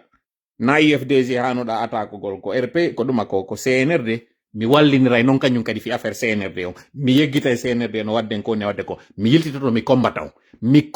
on noon mi naata e noon hande kañum kadi e lince woɓɓe moɗon mi yeto on ɗum ɗo c'est pas une menace parce que mi ndaari mi tawi en fop e yiiɗo en ndaari en tawi UFDG ala ƴoƴude parce que innugol ɗo ɗon fokkiti ɗo élection présidentielle onon e makko kanko CNRD ko yawgol blanchisa laɓɓinana ɓe jonna ɓe gonga e hoore ko ɓe waɗi ɗon ko mi wowla ɗum ɗo jama lagine on fop nana on idée mo wonɗon e yewtude ton gundo wondema yo Hajji Halimatu dépose candidature indépendante et que on yawye onon iɗon hooli vous allez avoir la vérité des urnes on accitirtaɓe hoore maɓɓe mi fewta jama on ɗo fop mobilise ɗon ko billahi si Alaji Sellu waɗi ɗum ennemi men numéro 1 en andi hande kadi confirmi wondema Alaji Sellu est une top c'est un collaborateur du CNRD c'est un collaborateur du système mi wowla ɗum ɗo mi hoosa ton on kañum kadi mi fiifo ɗo on fop nanon Mamadou Sellu Dalen Diallo Hajji Halimatu Dalen Diallo onon ɗo ɗiɗo si on jooɗike on yewti ton no sereske wonɗo wo hay siko Ablaye Bass on faala wonɗo wo présenté mo ko billahi si on présenti candidat jo mo CNRD e yara ɗo on confirmanima en ko wondema vous êtes un collaborateur kono wolli wallitade CNRD ɗum ɗo andon ɗum ɗo taw fop jama on kadi anda ko on plan hande ɗo wona yewtede fi muɗum ça veut dire que ko wonɗo wolde kon na gonga wonɗo wiwgol wondema il faut les partir même par la force ngal dambugal ɗon uddengal hande ɗo priorité men on fop ndegal numéro en ɓayɗon hoori ɗon mari militant ko noddugol ɓen militant e koko moni e sutade ɗo arigol ka lannugol live ɗon ɗo préparo ɗon ɗum ɗo wona mo kala ka woni ɗon pré e hoori ɗum ɗon parce que fanni mantiɗon waɗi onon ko kartal addata on e laamu on holli han joni on yaggali on jangali on famali mi yalti mi furniti ɗum ɗo nda ñande mi ɓaldike andingol ngol mi humpitike ɗin option ji tati ɗi jogi ɗon ɗon kanko Ablaye Ba Hadja Halimatu et tammo mi alamo wolde ɗo parce que je respecte la personne pour le moment et c'est pas une personne très connue woɓɓe woli inni Fodé Oussou donc andi o reseti joni non konko on ɗo e waɗde ɗum vous êtes en train de vous compromettre on non mo tawata ɗon ko jeeyaɗo e leñol goo mo tawata kanko tigi o déclini o inni o faalaka wadde ɗum ɗon sabu ɗum ɗon haɗi mi yalta mi wola ɗo inde makko nden ko ɗum haɗi mi wola inde makko nde les trois nollaki on circulé koko eɓɓugol wadde ɗo vous êtes en train de vous faire harakil ko ndi kañum kadi waɗirɗon geste mo tawata ko on jonni CNRD tan ha ɓe hewti ɗo ka jaɓuno ɗon ɗo yawgol tawe o dialogue maɓɓe e o koko ɓe yinni ɗo wo ko yo waɗu à jour ko ni kañum kadi waɗuɗon men ɗo ha hewtoɗen hande ka wonɗen ɗo jama on fop yo prépare anda ko ɗum ɗo wona yewtere fu il n'en est pas question ɗum ɗo arten noon joni e yewtere nden ko moni e wiide en kon ɗo ko hannuɗe wadde ko na yen accu ha hewtoya konko mi yeeti en ɗo kon fof gere si a andi an e goɗɗo on jusodirta ta habbo ha waɗa ado an waɗugol kono non wonɗen adorde ɗum ɗon hande ɗo discours alaji sellu on ko haani kono yetoro jama on mo kala ka woniri hande ɗo préparo ɗen suɓoɗen ñallal e yi ko waɗi kon ka o site konno ko site minière vidéo ji circulɗen ɗo ka jama on ari sunni camion je ɓen ɓurɓe ɓen iɗen andi ko militant ɓe RPG ɓurɓe ɓen ɓe waɗuɓe ɗum ɓen en tout cas nokkure ka waɗi ton ko nokkure nde tawata ko bastion RPG sifa ɓe noon ina ɗuuɗi koye wonɓe ton tawɓe ino ñoññini no habbi ɗum ɗo ɓe ɗuuɗi wurin son jentitike description militaire jo ɗumajo kan agent jo maintien d'ordre wonnoɗo e filmu de on ko inni wo c'est des communautés qui ont quitté la brousse ɓe yimmi ɓe ari on andago e ko on ɗum fewndi ni on faama mi faalaka noon kañum kadi on faamo fo ni sooriɓe ino prépari no habbi ko ɓe habbi wo ko fever men on ko yiwɗon waɗi ɗo kon Madagascar ko lagine ɗum hanuno waɗugol dañande so yimi attaque France tuma fokkiti wo ko France woni moye alerte de wiyamo hunde kaari no fokkiti dañande ka élection ji maɓɓe ko ɓe waɗi ɗo mascarade maɓɓe ɗo kaɓe inni ko référendum woɓɓe hari no gayni hebilade mi andina on noon ni taw alaji yaltuɗi ɗi naaɗi fof goy hooti ɓe équipe no ndeññande yimɓe ɓe yalti na fo ɓe artidi ko ɓe jonnano kon fo artali na kadi yaltunoɓen fo arti ɓe jonnuno alaji ɗin naɓe fo arti ɗin ɗon non alaji ɗi tawata ɗi artali ɗi tawtodiri alaji go kañum kadi yaltinanoɗi tawtodiri alaji go kañum kadi maranoɗi tawtidiri kañum kadi alaji go kañum kadi arɓe kañum kadi adda mi wowlata zone ji ɗin ha mi comprometa ko woni kon ton mi faala tun andinde on mi ɓasinana on sooriɓe ɓen hiɓe habbi ye memminagol meɗen noon koko koyɗol ngol holliɗa kon na action tum memminoto hendu ndun noon ndiyan ɗan walwalare alore tappamo nden nde ardiray ɗon goy kono ko yiwɗon ɗo fello ngon himo dari e calum damdi mali mo faala lumbitude ɗon mi andina on noon taw en passant copinjo makko on kanko Mamadi ko mo maali yemberen mi addanayi on ɗo photo compte makko on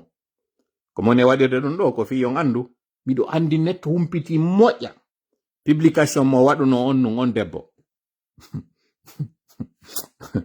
miɗo yurmaɓe miɗo kirɗaɓe par ce que en fait andi ɗum ino wawa koye pay koye son inni suuɗagol on andi koye ɓe ƴettu juɗɗen ɓe waɗa ka yeeso ɓeyna mi suuɗike hara ɗa reni ɓe waɗa hu ko noon CNRD woni e waɗde koko yimɗon ɓe waɗa ɗo ko noon wa'aninmi par ce que ko ɓe woni jooɗade ɓe yewta kon fop ɓe halda kono wayri bon be jonna yon do ka be intoxicant de balde do be na bon dissolution gi gouvernement wi do be jonna on ka hilno don de balde do yimbe be yiya dum do kadi fo ino tawa ko be ko ça ne doit pas nous intéresser wota goto kadi aro nanga wi be no rappelu golbe wonde ma be respectali ay constitution ma be ko dum be fala ko e yalto ene légitime ko e yalto ene wi ngi de rappelude be wada dum do enen sikken en critique be woni ko dum be fala ko e wadu ngin communication wi enen tigi pousembe be wadu ko hanono wadu gongo nini be andi ko 5% yalti vota ni be do puisque non be andi tawtaka ko be fala ko enen tigi e yalto revendiquing innen be voti constitution keso on constitution keso no wi be hanno wadde hunde kay se wadi dum don c'est que de facto en jabi jaka be wadile en jabi de facto kon don hani wonde sariya on wano minani do wobbe no inna babe mbabila nangama be duwano kanande nangede constitution mabbe keso ko dum do wi no protege dum do be inni l'école ke uditama l'école be nayo yobu ko be yawbe jangoya tum gratuitement ko plan CNRD on non ko din foronji banana be woni on ejetude si on anda communication on wata yi de l'effet ko inete kon communication bref de toutes les façons comme fala yetade si jama on bembindi ke no ko ngotum do watta goddo CNRD kono si jama on fo kadi memminike de blendeje dudo de wi image din donc andi blende hino mari kure limité ko wawata wadde wo kadi si yimbe duudi ha ko yimbe sappo e nder blendewal goto si duudi ha harangal jando ha fejidi ko yimbe sappo wonata nder ton jon non considéren 150 blende yetten 150 on nombre don wi en 150 blende no wodi ma yetten 300 hay e sai ko wobbe ino no do 300 blende ari multiplier don 300 par 10 personnes haren yettu burde e jandude den 10 personnes 300 fois 10 ko jeru na 3000 agents et 3000 agents be do fopo be wona sur toute la Guinée ko wonbe ben Conakry be do 3000 agents be senditebe non joni pour 33 préfectures ara yawno configuration ara non 33 préfectures o 3000 do senditanemo 33 préfectures hara préfecture kala ko blendeje jelu hebata préfecture kala ko agent be jello hebata en wi ko de 300 sare kala si nama hara ko be ko 300 nous avons 33 préfectures si nama joni sare kala hebu 10 ko 300 jidi lanna hara no heddi 3 préfectures di hebal hara inno 10 blende din 10 blende ji don si tawi inni kanyum kadi di kala ino mari 10 personnes 10 fois 10 ko 100 ene 100 personnes wawa darta de Zerekore 100 personnes wawa darta de Kankan 100 personnes wawa darta de Pita si be sambe do mo kala mabbe jonnama finkari dim finkari ko ndi wawata wadude ko 150 kure ndi wawata wadde sinara ko senje rambo den be jogi 150 ene don tanjini di 150 jido si di multipliama par 10 o 1500 be wayarde wara Guinéembe ben fu en fait comme on est wadande au calcul ko yon famu CNRD fetali haka yalta ina waray 14 millions de Guinée be wawata be fetali ha don hibe feti hay be feti be jawdi kono CNRD wata warde hay 500 personnes be wawata e yido Ange Rajoel o yaltuno do yobi hay mbudi o jonni soribe o noddi be wadani be mo kala 300 euro kako 200 euro alors que non ko be o hebude ko moyendu o sikki dum do waaway mo dandude comme fala wiude tayin habbo ha CNRD wada ko ko ne wadde do kon fo jawalo talloyden diddi mobilisation o yo fuddo fewndo do hande do discours ala giselu innayo mi landike nane minni kon woni moyen mo be jogi on be jogaaki be ala finkari be ala mbudi yonoji fi darta gollon padre no jogi dido fo kono koko jogi do kon fo o jogaaki be yimbe tawbe ko be déterminé partout e der la Guinée on mo jogi militant be goy kono jogaaki be partout ala giselu kanyu kan me jogi militant be goy be jogi be kadi partout kono be jogaaki o moyen do si beedo dido hawtindiri mo kala e mabbe jonni consigne goto ono yalte tun hedo do menen ko lutti konko me wadata ko dum do mi woni on e wiide anton non ka réseaux sociaux do mi arta mi wejita fogoy plan on fopo yetata ke do plan on fou naɗo waddete o yewte ɗum ɗo noon mi yewtu par extrapolation mi naɓay on ka ɓuri hattude ɗon andon noon ɗen blendeje ɗon kañum kadi si ɗeɗo fopi yaltinama ka yaasi ɓe soriɓe ɗo fopi ɓe mari ɓeygure ɓe soriɓe ɗo fof koye men ɓe jeeya ɗon sikka ɓe ɗo fof ɓe jonnete moyenji ɗin ɓe yalta ka yaasi ɓe fewta o population ɗo ɓe fellamo fiyaden goto. C'est une question de logique, c'est-à-dire ko hakkille moɗon ɗo mi woni e findinde ko kanje mi woni e noddude on andi ko koynete dictature ndundarankeɓen fof ko mythe ɓe créata hoore maɓɓe ɓe waɗa mystère c'est-à-dire ɓe waɗa hoore maɓɓe kukuwi ara ningi ko argol taw faminana jama on hiɓe mari on suti e mo tawata goto jogaki wano fewndo Firawna e fewndo Nimrudu ko mbileyagal ɓe wonno gollitirde ɓe ɗaɓɓi noon soriɓe tawoɓe e hoore mbilewu maɓɓe ngun kañum kadi ko ɓe soriɓe ɗo yata nanga par ce que na jinnaji maɓɓe ɗi yahayno nanga jama on ko woni ko jinnaji maɓɓe ɗin wiyayno jama on son sutanike o hunde o wawantamo kural natata e makko finkari natata e makko fu son gaynantamo jama on waɗa ɗum ɗo ka hoore maɓɓe ɓe hoolo ɓe inna d'ailleurs si a ari a ɓatikemo o anday siɗa yeɓi waɗangol mo ka boni o anday ɓe waɗa ɗum ɗo ka hakkille mon Sékou Touré ko ɓe wiyayno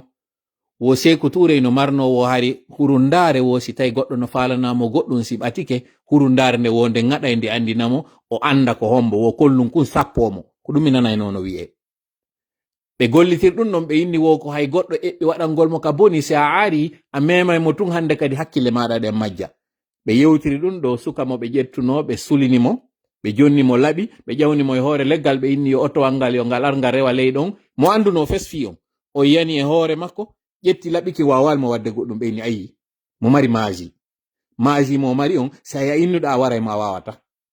ɓe aawi ɗum ɗo e ko e jama on huli inni na o memeteɗo ɓe inni o mayata miɗo anditi ka monno paykum Sékou Touré hale mayinore mi nanayno ɓe inna wo Sékou Touré ko an 2000 mi sikka ko 2000 de mi yeggititande ɓe innayno nde wo o yaltoyno ka kesuwal makko ɓe inni wo o mayali wo seede on wo ko bebediru ittano wo kanko mo Maroc wo ko bebediru ittano adda lagine wo ko dunnaɓa surra wona goga wona neɗɗo won ni kanko o mayata Firawna kañum kadi o nawnatano c'est vrai o nawnata fi hon ɗum non o ñamayno o ñawdotono kanko na ha nawnare nden hari ara e makko kanko hari si o andi tun nawnare ari no woduno ko yahayno o ƴetta hara kanko nawnari ɓe yiya non ɗum ɗo ɓe hooloɓe hoɗɗo kanko nawnata o mayata ko ɗi mitji ɗo ɓe waɗata e hoore on tigi Mamadi ɗo non kon ɗo waɗini jama on o wiwɓe taw mo mari sanamuji mo mari lekki kala anduɗo waɗanaymo goɗɗum o anday ko ɗum ɓe waɗi e hakkille jama on ɓe watti ɗon kañum kadi ɓe inni français ɓe no sutenimo ɓe mbari service de renseignement téléphone ji ɗin fof no écouta kala ko ɓe waɗi périmètre on ɗon fof caméraji no ka dow satellite no hollude jama on fof waɗi ɗum ka hoore mum hooli hoɗɗi kile invincible o memotako Allah non ka hollugol en ko fenande yi ko feƴƴuno kon 4 novembre Allah waɗi caméraji ɗi ngolli en ko honno sukaɓe seeɗaɓe ari nato e kalum yehi yaltino e prisonnier ɓe feƴƴi kalum yalti fewnaɓe ɓe haaɓe hewti balliye yiltiti kañum kadi maƴƴini ɓe e yi ko feƴƴuno ɗon kon en fait Firawna kañum kadi ko ni Firawna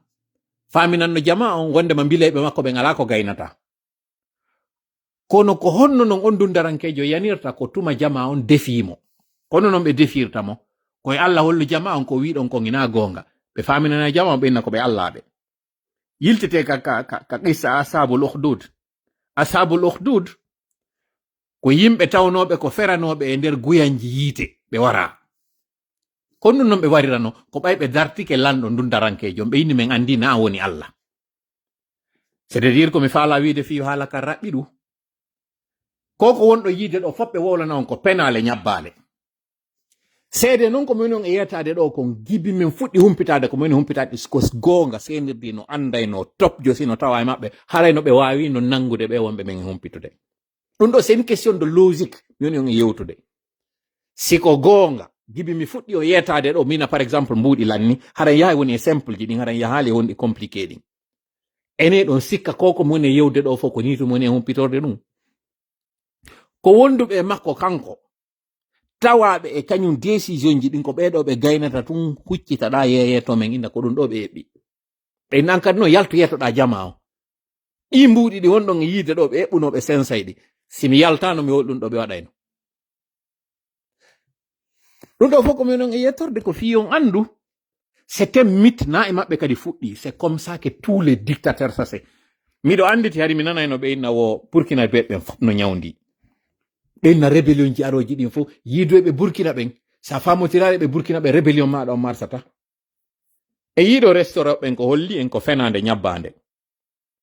ɓe inna wo danso koɓɓen fof no ñawdi kure natata e maɓɓe ɓe donsoɓe kure natata e maɓɓe ko gil légende wi ɓe waɗani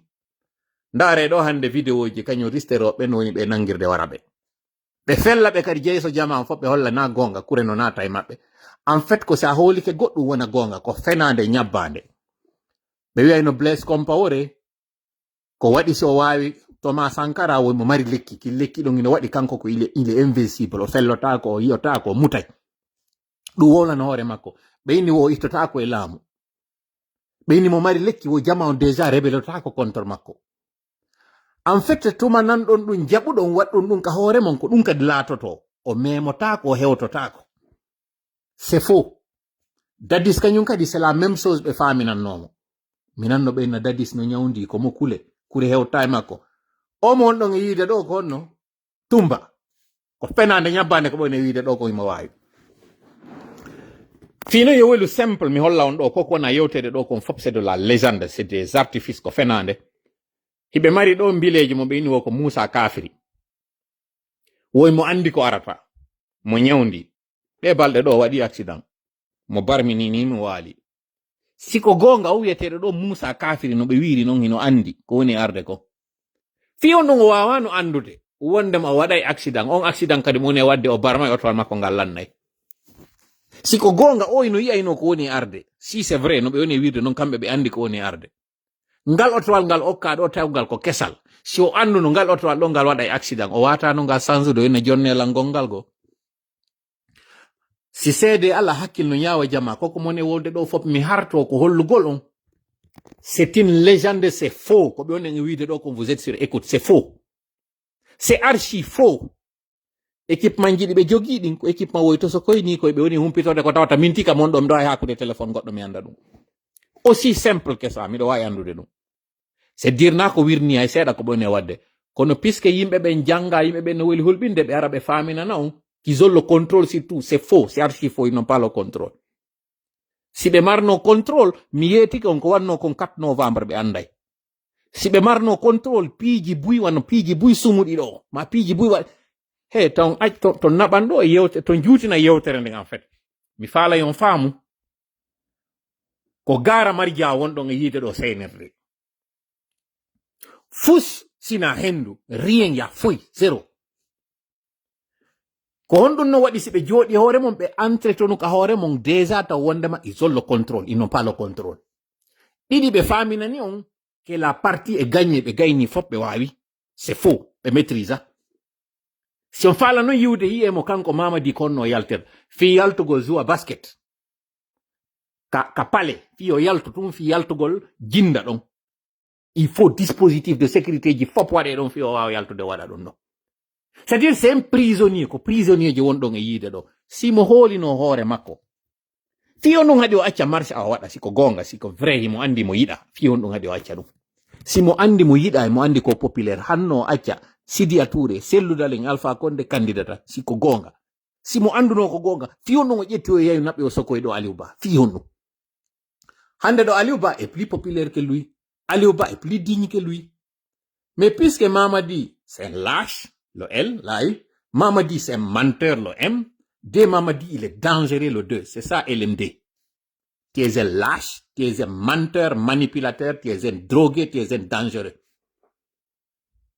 Tu devais avoir honte. Un jeune frère à toi, Aliou Ba, c'est ton cadet. Il est plus jeune que toi. S'il y a quelqu'un qui peut s'estimer digne, c'est lui, Aliou Ba, pas toi. Toi, tu n'es même pas digne de ta famille. Tu n'es pas digne de ton rang, tu n'es pas digne de ta tenue, tu n'es même pas digne d'être un parent. Tes enfants ont vu que tu as été lâche, tu as été un tricheur. Parce que pour que tu puisses te présenter pour des élections, il a fallu que tu écartes tout danger. Ça, c'est quelqu'un de fort, ça. Et tu dis que tu es allé à la mort. Mamadi, ni Allah, wallahi. tu es le plus porte-rôle, le plus lâche, le plus faux, le plus faible que j'ai connu. Tu sais c'est quoi la lâcheté? Et c'est ce que d'ailleurs tu avais fait. C'est comme ça que tu battais des femmes. Tu battais des femmes parce que toi, tu ne t'attaques qu'à des faibles. Une fois, j'avais parlé, j'ai dit quand j'avais fait ton histoire là en 2021, juste après le coup d'État, j'ai dit que tu as un ami qui avait battu sa copine. À chaque fois que tu vois cet ami là, il est à Cancan, tu le taquines. En fait, pourquoi tu le taquines? Parce que, en fait, c'est toi qui avais battu ta copine pour la première fois. Lui, il a tenté le coup, sauf que pour lui, ça n'avait pas bien fonctionné. Donc, tu taquines cet ami là pour lui dire, ah, le jour où tu avais essayé de battre cette fille-là, puis qu'elle a résisté. Elle a failli te chicoter, elle a failli te malmener. Et tu lui as dit, il fallait faire comme moi je fais.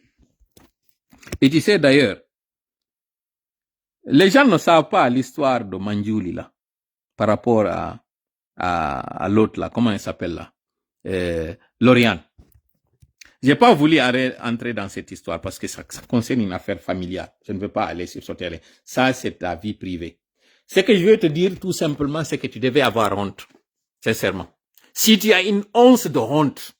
tu devais savoir que tu es le plus lâche de tous les soldats. Tellement que tu es lâche, tu ne peux jamais faire les choses comme ça se doit. Il faut toujours que tu parles. Tu es en fait comme, comment on appelle ça? Tu sais, ce genre de personne qui ne t'attaque. Tu es comme une grippe. Tu es un rhume, on m'a dit. Tu es un rhume. En fait, le rhume n'attaque que ceux qui ont le système immunitaire faible parce que épuisé ou déjà affaibli par une maladie. C'est ça le rhume. Tu es le rhume. Tu es la grippe. Et tu es la pire des grippes. Tu es la grippe saisonnière, la grippe aviaire. C'est toi, on m'a dit. Sincèrement, je n'ai plus d'estime pour toi. Je n'ai aucun respect pour toi. Rien. Pourquoi? Parce que tu as choisi de rentrer par la grande porte et finalement de sortir par le trou. Ce n'est même pas par la petite porte. Est-ce que d'ailleurs tu sortiras de ce trou? Je ne pense pas. Je ne pense vraiment pas. Parce que si on cherche le lâche en incarnation, c'est toi, Mamadi. Tu es un vrai lâche. Si on cherche le lâche, c'est toi. Parce que même ce que tu es en train de faire là, tu sais que tu n'as même pas le kilo pour pouvoir le faire comme ça se devait. Sincèrement. Et tu dis, yeah, toi, tu es fort, tu es allé à la mort. Fouille. Absolument rien. Tu n'es que vent, tu n'es que ruine, tu n'es que destitution et destruction. Tu as vu tout le malheur que tu as apporté à la Guinée? C'est ça, en fait. C'est ça, toi, Mamadi. Parce que Dieu n'aime pas ceux qui promettent et qui faillissent à leurs promesses. Il n'aime pas ça. Inna Allah la yukhliful mi'ad. On dit Inna Allah dakana mas'oula. C'est-à-dire que quand on promet, on devient esclave de sa promesse. C'est ça. Ta main, tes pieds peuvent t'induire dans quelque chose et qu'une autre main, un autre pied puisse te tirer. Mais lorsque ta bouche t'induit dans quelque chose, aucune autre bouche ne pourra te sortir de là. Tu avais dit qu'aucun Guinéen n'allait mourir pour sa conviction. Et là, tu as l'ambitieux projet machiavélique de t'asseoir sur des cadavres. Ça ne marchera pas. Tu as le choix, hein? On t'a averti, Mamadi. Tu ne pourras jamais t'en sortir. Je le dis encore, je répète. Je suis celui qui avait prédit ton arrivée. J'ai même donné des descriptions. On parle de Matouré, parce que moi, je ne suis pas dans la géomancie. J'ai prédit, j'ai dit c'est quelqu'un à l'image de Moïse qui a été élevé dans le palais, dans la cour du roi, qui va venir enlever le monsieur. J'ai même donné le mois. C'est de cette façon-là que je viens aujourd'hui te dire que c'est une minime chose, aussi minuscule, que tu ne pourras jamais imaginer. C'est cette chose-là qui causera ta chute. Minuscule. J'ai parlé aussi d'une femme. Les gens ont dit qu'il ne fallait pas parler de cette femme-là parce que dès que tu vas parler de cette femme-là, ils vont éviter. Non, j'ai fait exprès de parler de cette femme-là. Tu sais, en fait, la beauté de la prémonition, c'est que malgré le fait qu'elle soit connue de tous, elle n'échappera pas. Nimrod, son père était roi. On a dit à son père, tu auras 2 enfants, 2 garçons.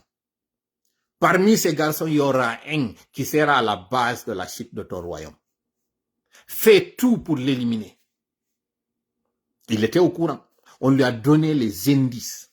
les caractéristiques, les signes particuliers de cet enfant. Il a compris que c'était Nimrod. Il l'a pris, il l'a remis à un de ses soldats, il dit, va l'éliminer. Amène-le à l'hôtel. Quand on dit hôtel, tu sais, c'est le lieu où ils vont faire le sacrifice. Va, élimine-le. La personne est partie, elle a été prise de pitié. Il a dit, cet enfant-là, je ne peux pas lui faire du mal. Il l'a pris, il l'a confié à quelqu'un d'autre, il est revenu, il dit, j'ai exécuté la mission. Cet enfant-là a été élevé ailleurs, il a compris qu'il était le fils du roi.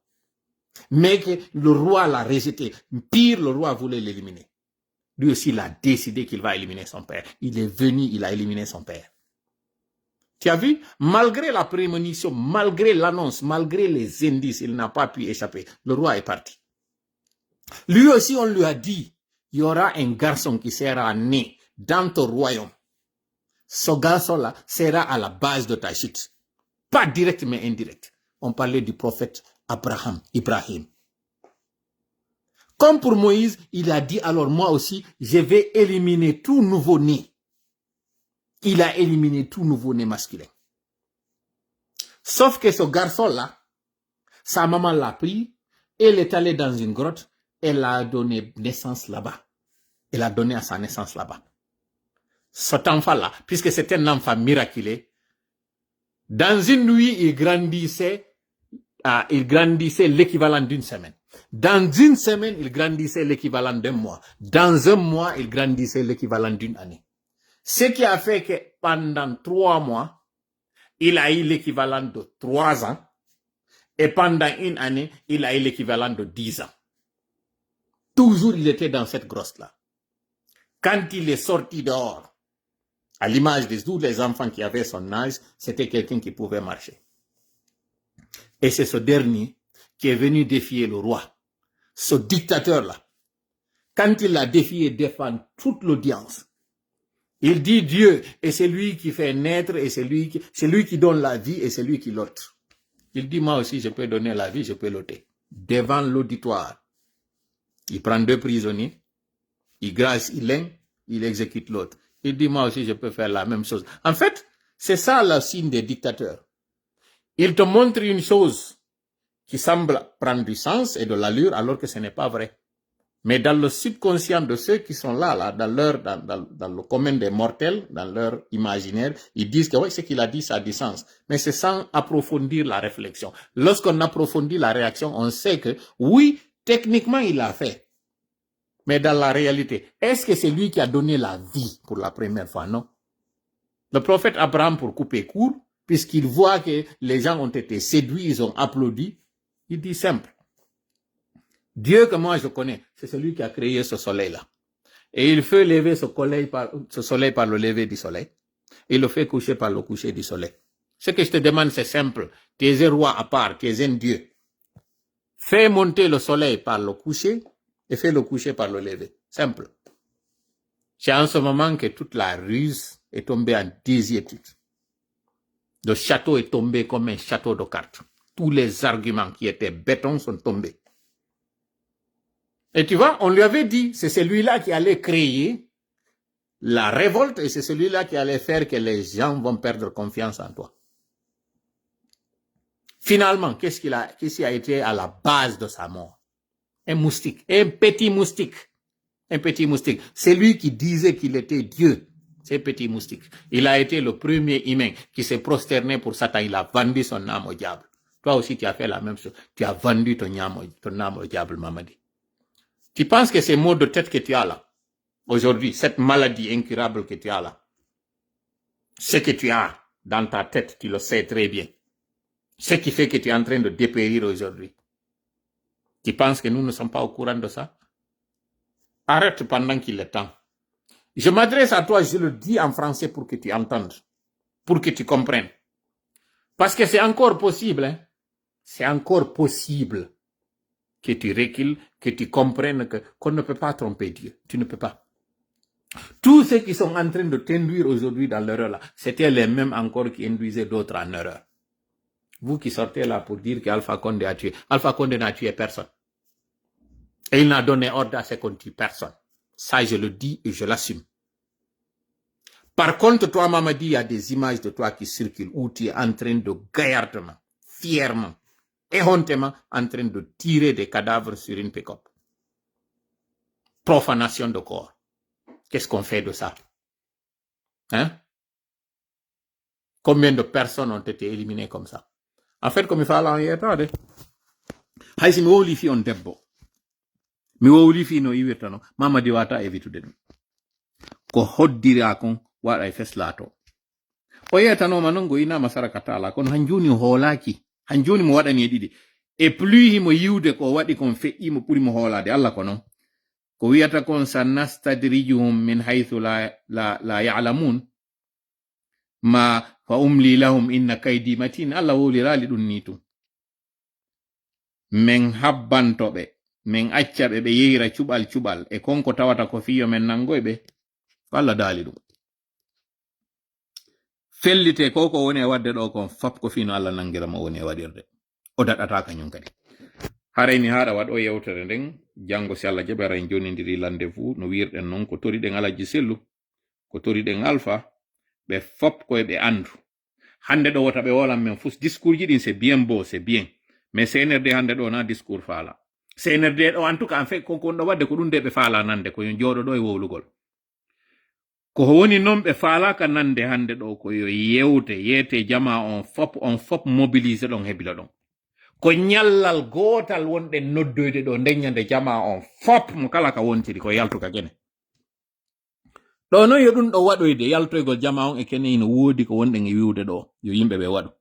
Ton hawjugoy je donne 3 semaines koko wonɗen e yewde ɗo fi mum 3 semaines e nder ɗin 3 semaines ji CNRD no wadde ko woni e wadde kon ko nenen kadi e nder ɗi 3 semaines ji ɗo alkamsa wonɗo e arde on ɗo si Allah jaɓi on fop hoore. Mi yeggitino nde ñande wiwgol ngol no juulugol ngol e nelaɗo. Allahumma salli ala sayyidina Muhammad wa sallim ɗum ɗon kañum kadi koye waɗe.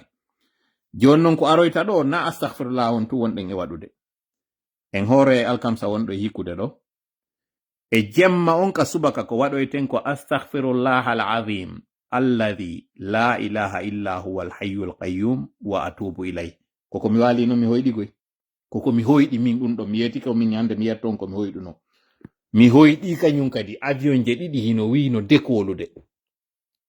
Décollage majje on tawi ngala hino dow ngala wongal dow ngal no ɓuri janɗude no ɓuri fanɗude wongal leygal hino janɗi ɓuri ngal.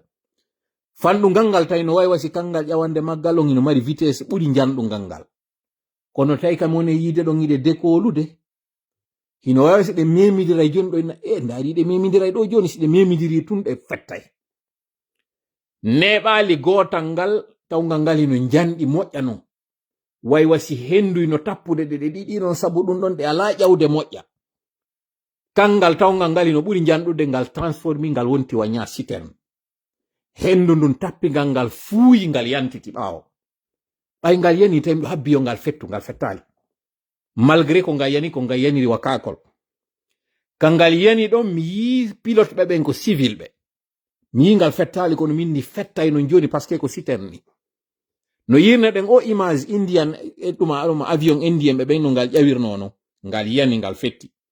Ko non kañum kadi mi yiri ngal ɗa ngal yirtike ɓawo kono ngal fettali. Tunne ɓaali mi sori ɓe waɗo ɓe teniji maɓɓe kañum CNRD ɗin ɗo. Hiɓe waali ɓe huɓɓe yiite no sumi e maɓɓe. Ɓe inni ɓeɗo kaka avion wal wonno. Minni donc avion wal ngal huɓɓi innayi minni awo ɓe civil ɓe maynino ɗo pilote ɓe ɓen kamɓe kadi ɓe daɗata. Ko ɓen pilote ɓe ɗon mi yiwno kangal yani. Mi andi ko civil ɓe. Kono mi yii soriɓe ɓen teniji maɓɓe ɗin no huɓɓi yiite kamɓe kadi ɓalli maɓɓe ɗin no sumude. Hiɓe gertade yimɓe ɓen no innude ko ɓeɗo wonno ka nder avion wal. Ɗum ɗo ko alkamsa no wetude juma feƴƴunoɗo na oɗo oya feƴƴunoɗo. Ɗum ɗo non anduɓe ɓen fof firo koyɗi on ino andi avion wal singal ƴawi ngal yani ngal fetti ko lanɗo on woni mayde. Ma ɗum ɗo ko kanko goɗɗum hawrata e mo. Ɗum ɗo fof miɗo addude ɗo mi jonna en fi en andu ko non yawiti ko non sikki ko wonɗen wadde ɗo battinta ko non kadi sikki ɓe laworaki. Ko risque janono mi woni arde mi ƴetta ɗo mi yewta en ɗiɗo fof. Si min no risque dans le sens que ɗum ɗo fof on maray miɗo andi jama on si mi hawriti ɓe wowlata. Kono si mi falji tumɓe yeggitay ko mi yuno kon si mi falji ande neɗɗo on faljay ɗum ɗo yaltinoyte sakite. Mais je prends le risque de venir ici vous dire sans crainte que question CNRD on elle est déjà scellée. Question makko on kanko Mamadi son sort est déjà scellé lanni na non ko mone wiide ko lanni ɓay ɗum waɗano gimal ɗo fellite ngol gimol ɗo yongol continue si allahu lanɗo jaɓi ko lanno ɗum lannata non en tawaka en tawete jonon ɗo yon jooɗo ɗo e sikkugol wondema lannima ɗum sikkon ɗo fof ko Allah waɗanta en Allah waɗanta en fof en torike mo o nani ko tori ɗen kon o jaabinay ɓay ko fodi uduuni astajib lakum nodde lan ko yamirore astajib lakum ko fodore o wiɗon non honɗum ɓen ɓe tawata mawnintinanike mo torugol mo ɓe naata yiite ɓe naata non kañum kadi ɓe lutta nder ton o faala natude yiite miɗo andi goto e mo faalaka ɗum en tout cas min do mi faalaka natugol yiite ngen non no fuɗɗi e wongol ngey yiite nge CNRD fuɗɗi en ɗo haysi non nanda yaadayi no ɓurdi kono si en jooɗike ɗo en noddali mo en toraki mo kanko Allah haray en lundike taw ko wi en ko noddugol mo kanko Allah du'a on ko dewal ko ɗum ɗo fotiniri ko dewal wonɗen e wadde jama ko wonɗen torade mo ɗo Allah wi en wallen wallumen Allah ko du'a wonɗe wadde ko dewal ndeden huɗa ɓeɗo kañum kadi ko du'a wonɗe wadde kono ko dewal par ce que ko ɗum kañum kadi annabaɓe ɓe ɓawoɗo waɗno ko ɗum nelaɓe waɗno ɓawoɗo ɓe fewtimo Allah ɓe innimo ko ammen huwoliri ko ammen habbori wallumen waɗen non hande kadi ko wi en ko honɗum memmingol sabo torik Allah woni ballo meɗen allahumma amin hawrinde e sawabu allahumma amin allahumma salli ala sayyidina Muhammad sallim wassalamu aleykum wa rahmatullahi wa barakatuh en jonnidiri rendez-vous janggo si Allah joni